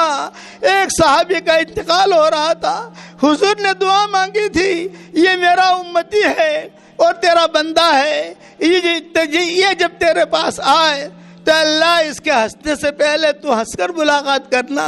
آپ نے وہ دعا قبول کی تھی، وہ دعا تو ہم سب کے لیے قبول فرما، ہم سب کے لیے قبول فرما۔ اے اللہ جس نے بھی مجھے دعاؤں کے لیے کہا ہو یا دعاؤں کے لیے خطوط میں لکھا ہو یا جن کا مجھ پر کسی قسم کا حق اور احسان ہو یا جو مجھے مائیں بہنیں بیٹیاں بہویں بچے اور ہمارے ساتھی صرف مجھے اپنی دعاؤں میں یاد رکھتے رہتے ہوں، میری ساری دعاؤں میں، میرے دین کے سارے کاموں میں، میرے قرآن کے ترجمے میں، میری تفسیر میں، میرے آج کے سبق میں، میرے اسفار میں، میرے حج عمرے کے سفر میں، حرمین شریفین کی حاضری کی دعاؤں میں، سب میں تو ان کو میرا پارٹنر بنا دے۔ اے اللہ سب میں ان کو تو میرا پارٹنر بنا دے۔ اے اللہ ان کے جائز مرادوں کو پوری فرما۔ اے اللہ جس کے لڑکے اور لڑکیاں شادی کے لائق ہیں، غیر شادی شدہ ہیں، بہترین جوڑوں کا ان کے لیے انتظام فرما۔ جو بے اولاد ہو نیک صالح اولاد انہیں نصیب فرما، جن کی اولاد تو ہے مگر نافرمان ہیں ان کی نافرمان اولاد کو فرما بردار بنا دے۔ اے وہ پاک ذات ہماری آنکھیں تجھے نہیں دیکھ سکتی، تیری آنکھ ہر وقت ہمیں دیکھتی ہے۔ یہ مجمع اگر تجھے دیکھ لیتا جب تک تو خوش نہ ہوتا ہے مجمع تجھے نہ چھوڑتا، لیکن ہماری آنکھیں تجھے نہیں دیکھ سکتی، تیری آنکھیں ہر وقت ہمیں دیکھتی ہے۔ تیری رحمت تک پہنچنے کے لیے ہمیں بہت واسطوں کی ضرورت ہے، لیکن تیری رحمت کو ہم تک پہنچنے کے لیے کوئی واسطے کی ضرورت نہیں ہے۔ اے اللہ ہماری آنکھوں میں تیری محبت کا سرما لگا دے، ہمارے دلوں میں تیری معرفت کا نور کوٹ کوٹ کے بھر دے، ہمیں تقوی کا لباس پہنا دے، ہمیں زہد کا لباس پہنا دے، ہمیں عفت اور پاک دامنی کا لباس پہنا دے۔ ان بچیوں کو قبول فرما، ان کے ارادوں کو قبول فرما، ان کے دلوں میں جو دینی کارناموں کا اور جو دینی خیالات اس کو قبول فرما۔ یہ جو مدرسے چل رہے ہیں یہاں پر لڑکیوں کے ہو لڑکوں کے ہو، مدارس کو مراکز کو دینی ٹھیوں کو تو بے انتہا قبول فرما۔ اے اللہ اب ہم بہت تھک چکے ہیں، تیرے نبی کی امت بہت تھک چکی ہے، بہت حالات آئے، اس امت کی شام کو صبح سے بدل دے، اس امت کی شام کو صبح سے بدل دے۔ اے ہمارے پیارے اللہ، تیرے مبارک وہ 8 نام جو تو نے سورج پہ لکھے ہیں، اور تیرے مبارک نام جو تو نے کرسی پہ لکھے ہیں، اور تیرا وہ ایک مبارک نام جس سے تو نے تیرے عرش کو مزین کیا ہے۔ ہم نے کتابوں میں پڑھا ہے کہ عرش پر تو نے صرف ایک ہی نام لکھا ہے، لیکن الگ الگ ڈیزائنوں سے لکھا ہے۔ تیرے وہ مبارک نام جو تو نے لوح و قلم پہ لکھے ہیں، تیرے وہ مبارک نام جو تو نے طوبہ درخت کے جڑوں میں لکھے ہیں، تیرے وہ مبارک نام جو طوبہ درخت کے پتوں پہ لکھے ہیں، تیرے وہ مبارک نام جو تو نے سدرۃ المنتہا کے پتوں پہ لکھے ہیں، اور تیرے وہ مبارک نام جو تو نے بیت معمور پہ لکھے ہیں، اور تیرے وہ مبارک نام جو تو نے حجر اسود پہ لکھے ہیں، اور تیرے وہ مبارک نام جو تو نے صفا مروہ کی پہاڑیوں پہ لکھے ہیں، اور تیرے وہ مبارک نام جو تو نے زمزم کے کنویں میں لکھے ہیں، تیرے وہ مبارک نام جو تو نے حتیم میں لکھے ہیں، تیرے وہ اسماء حسنہ جو تو نے ہمیں قرآن میں بتائے ہیں، تیرے وہ اسماء حسنہ جو تیرے رسول صلی اللہ علیہ وسلم نے ہمیں حدیثوں میں بتائے ہیں، تیرے وہ اسماء حسنہ جو تو نے فرشتوں کو سکھائے ہیں۔ ہم نے کتابوں میں پڑھا ہے ہر فرشتے کو آنے جانے کا ایک نام تو نے دے دیا ہے، وہ فرشتہ تیرا وہ نام لیتا ہے، زمین پر آ جاتا ہے، پھر دوسرا نام پڑھتا ہے، آسمان پر چلا جاتا ہے۔ یہ سارے کے سارے تیرے مبارک ناموں کے طفیل سے ہم تجھ سے دعا مانگتے ہیں کہ اس امت کی اجتماعی اور انفرادی پریشانیوں کو دور فرما، اس امت کی اجتماعی اور انفرادی پریشانیوں کو دور فرما۔ ہمیں مانگنا نہیں آتا مگر تجھے دینا تو آتا ہے، اپنے کرم سے عطا فرما۔ اے اللہ رسول اللہ صلی اللہ علیہ وسلم پر بہترین رحمت نازل فرما، جب تک ہوائیں چلتی رہیں تیرے نبی پر رحمت نازل فرما، جب تک سمندروں میں پانی باقی رہے تیرے نبی پر رحمت نازل فرما، جب تک بلبلیں چہچہاتی رہیں تیرے نبی پر رحمت نازل فرما، جب تک زمین دانہ اگاتی رہیں تیرے نبی پر رحمت نازل فرما، جب تک جنت اور جہنم باقی رہے تیرے نبی پر رحمت نازل فرما۔ اور اے اللہ تو نے ایک بہت بڑا سمندر بنایا ہے، 7ویں آسمان پر ایک بہت بڑا سمندر تو نے بنایا ہے، اس سے بڑا سمندر کوئی نہیں ہے جو صحیح حدیثوں میں آتا ہے۔ اور اللہ وہ سمندر ایسا ہے کہ اس کے اوپر تیرا عرش ہے، اسی کے اوپر تیری کرسی ہے۔ اے اللہ وہ سمندر کے وزن کے برابر تیرے نبی پر رحمت نازل فرما، اور دنیا کے پہاڑوں کے وزنوں کے برابر تیرے نبی پر رحمت نازل فرما، اور تیری شان رحمت نازل فرما۔ اے اللہ رسول اللہ صلی اللہ علیہ وسلم کی سفارش سے ہمیں محروم نہ فرما۔ ہمیں وہ حدیثیں یاد ہیں کہ جب حضور کا انتقال کا وقت قریب آیا، جبریل علیہ السلام آئے اور کہا اللہ آپ کو یاد کر رہا ہے۔ آپ نے فرمایا، تیرے نبی نے فرمایا میں تیار ہوں، مجھے صرف فکر میری امت کا ہے، تیری امت کا کیا ہوگا۔ جبریل آسمانوں پر آئے اور تجھ سے کہا پیارے نبی جی کو تو اپنی امت کا فکر ہے، تو آپ نے کہا تھا پیارے نبی جی کو سلام کہنا اور یہ کہنا اپنی امت کے بارے میں ٹینشن نہ لیں، آپ کی امت کے بارے میں آپ کو خوش کر دوں گا۔ وَلَسَوْفَ يُعْطِيكَ رَبُّكَ فَتَرْضَىٰ وَلَسَوْفَ يُعْطِيكَ رَبُّكَ فَتَرْضَىٰ۔ پیارے نبی جی ہم آپ کو اتنا دیں گے کہ آپ خوش ہو جائیں گے۔ اے اللہ تیرے نبی کو ہم سے اتنا پیار تھا، تیرے نبی ہم سے بہت محبت کرتا تھا، اس نبی کے پیچھے پیچھے چلنے کی تو ہم سب کو توفیق عطا فرما، جو مانگا وہ عطا فرما، مانگنے سے رہ گیا وہ عطا فرما. یہ میری دعا پر دنیا میں جہاں کہیں آمین کہی جائے تو ان سب کو قبول فرما. جس کے جو جائز مرادیں ہوں عافیت سے ان کے جائز مرادوں کو پوری فرما کر اس میں خیر کی شکلیں اور صورتیں پیدا فرما. اور رسول اللہ صلی اللہ علیہ وسلم کی شفاعت تو ہم سب کو نصیب فرما. اور آخر میں یہ دعا، بھٹکے ہوئے آہو کو پھر سوئے حرم لے چل. اس بھٹکے ہوئے امت کو پھر مسجد والا بنا دے. بھٹکے ہوئے آہو کو پھر سوئے حرم لے چل. اس بھٹکے ہوئے امت کو پھر مسجد والا بنا دے، اعمال والا بنا دے، اخلاق والا بنا دے اور اطاعت گزار بنا دے. اور جس کی جو پریشانی ہو، یہ مجمع بیٹھا ہے، کوئی کاروباری لائن میں پریشان ہے، کوئی بیوی کے لائن میں پریشان ہے، کوئی کیس کے بارے میں پریشان ہے، کوئی زمین کے بارے میں پریشان ہے، کوئی بچے کے بارے میں پریشان ہے، کوئی بیٹی کے بارے میں پریشان ہے، کوئی بیماری کے بارے میں پریشان ہے. اے اللہ کسی کو کہہ نہیں سکتے، تو جانتا ہے. سب کی پریشانیوں کو دور فرما اور ہمیں خالی ہاتھ واپس نہ لوٹا. تیرے دربار میں ہم آئے اور خالی ہاتھ چلے جائیں اور یہ تیری شان کے خلاف ہے. تیرے دربار میں تو جو آتا ہے تو اسے دے دیتا ہے. اے بہت بڑی قدرت والے، اے پہاڑوں کے وزن کو جاننے والے، اے سمندروں کے پیمانوں کو جاننے والے، اے کوے کے بچے کو اس کے گھونسلے میں روزی پہنچانے والے، اے وہ پاک ذات رات کا اندھیرا بھی تیری تعریف بیان کرتا ہے. اے وہ پاک ذات زمین کا اجالا بھی تیری تعریف بیان کرتا ہے. اے وہ پاک ذات چاند اور سورج بھی تیری تعریف بیان کرتے ہیں. اے وہ پاک ذات ہر مخلوق تیری تسبیح بیان کرتی ہے. وَإِن مِّن شَيْءٍ إِلَّا يُسَبِّحُ بِحَمْدِهِ وَلَٰكِن لَّا تَفْقَهُونَ تَسْبِيحَهُمْ إِنَّهُ كَانَ حَلِيمًا غَفُورًا. تو نے قرآن میں کہا ہے کہ ہر چیز تیری تسبیح بیان کرتی ہے. ہمارے ہاتھ کی گھڑی تیری تسبیح بیان کرتی ہے، موبائل تیری تسبیح بیان کرتا ہے، سارے کے سارے تیری تسبیح بیان کرتے ہیں. ہم تو اتنا کہتے ہیں لَكَ الْحَمْدُ حَمْدًا كَمَا يَنبَغِي لِجَلَالِ وَجْهِكَ وَعَظِيمِ سُلْطَانِكَ. اس تعریف کرنے کو تو قبول فرما، اس تسبیح کے پڑھنے کو تو قبول فرما. اور رسول اللہ صلی اللہ علیہ وسلم نے جتنی خیر کی لائن کی دعائیں مانگی ہوں وہ ساری کی ساری تو ہم سب کے لیے قبول فرما. اور جن شرور سے پناہ چاہیے ہو ان شرور سے تو ہماری حفاظت فرما. اور احمد آباد کے ذرے ذرے کو تو قبول فرما لے، پورے گجرات کو قبول فرما، پورے ہندوستان کو قبول فرما. ہمارے برادران وطن کی ہدایت کے فیصلے فرما. اے اللہ تو نے ابو جہل کے بیٹے کو ہدایت دی، اور اللہ تو نے جو ہے ابو جہل کی بہو کو ہدایت دی، ام حکیم کو. اور تو نے کن کن کو ہدایت دی ہے وہ تو جانتا ہے. اے اللہ جتنے بھی لوگ اس دنیا میں اس امت کو پریشان کر رہے ہیں، اگر ہدایت ان کے مقدر میں ہو تو ان کی ہدایت کے فیصلے فرما، اور اگر ہدایت ان کے مقدر میں نہ ہو تو یسوع سے تو اپنی زمینوں کو پاک فرما. ابو جہل کو ابو لہب سے ٹکرا دے، قارون کو فرعون سے ٹکرا دے، فرعون کو حامان سے ٹکرا دے، حامان کو شداد سے ٹکرا دے، شداد کو ابو جہل سے ٹکرا دے.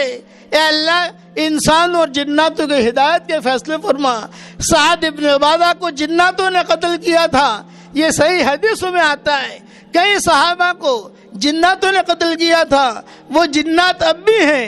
اے اللہ تو ان کے ہدایت کے فیصلے فرما. اور جتنے ابو جہل ابو لہب ہیں اے اللہ جو اگر ہدایت ہو تو ان کے مقدر میں ان کو ہدایت دے دے، لیکن اے اللہ ایسو سے تو اپنے زمینوں کو پاک فرما کر. اللہم انصر دینک و کتابک، اللہم انصر دینک و کتابک، اللہم انصر دینک و کتابک. تیرے دین کی تو مدد کر اور تیری کتاب کی تو مدد کر، اور اپنے فضل و کرم سے ہماری دعاؤں کو قبول فرما. جناتوں کو بھی قبول فرما، انسانوں کو بھی قبول فرما. یہ جتنی دعا ہے انسانوں کے لیے بھی ہے، جناتوں کے لیے بھی ہے، سب اللہ کے بندے بندیاں ہیں. یہ ہماری دعا تو سب کے لیے قبول فرما. اور جو مانگا وہ عطا فرما، مانگنے سے رہ گیا وہ عطا فرما، اور اپنے فضل و کرم سے ہمارے دعاؤں کو قبول فرما. ان اللہ و ملائکتہ یصلون علی النبی یا ایھا الذین آمنوا صلوا علیہ وسلموا تسلیما. یا رب صل وسلم دائما ابدا علی حبیبک خیر الخلق کلہم.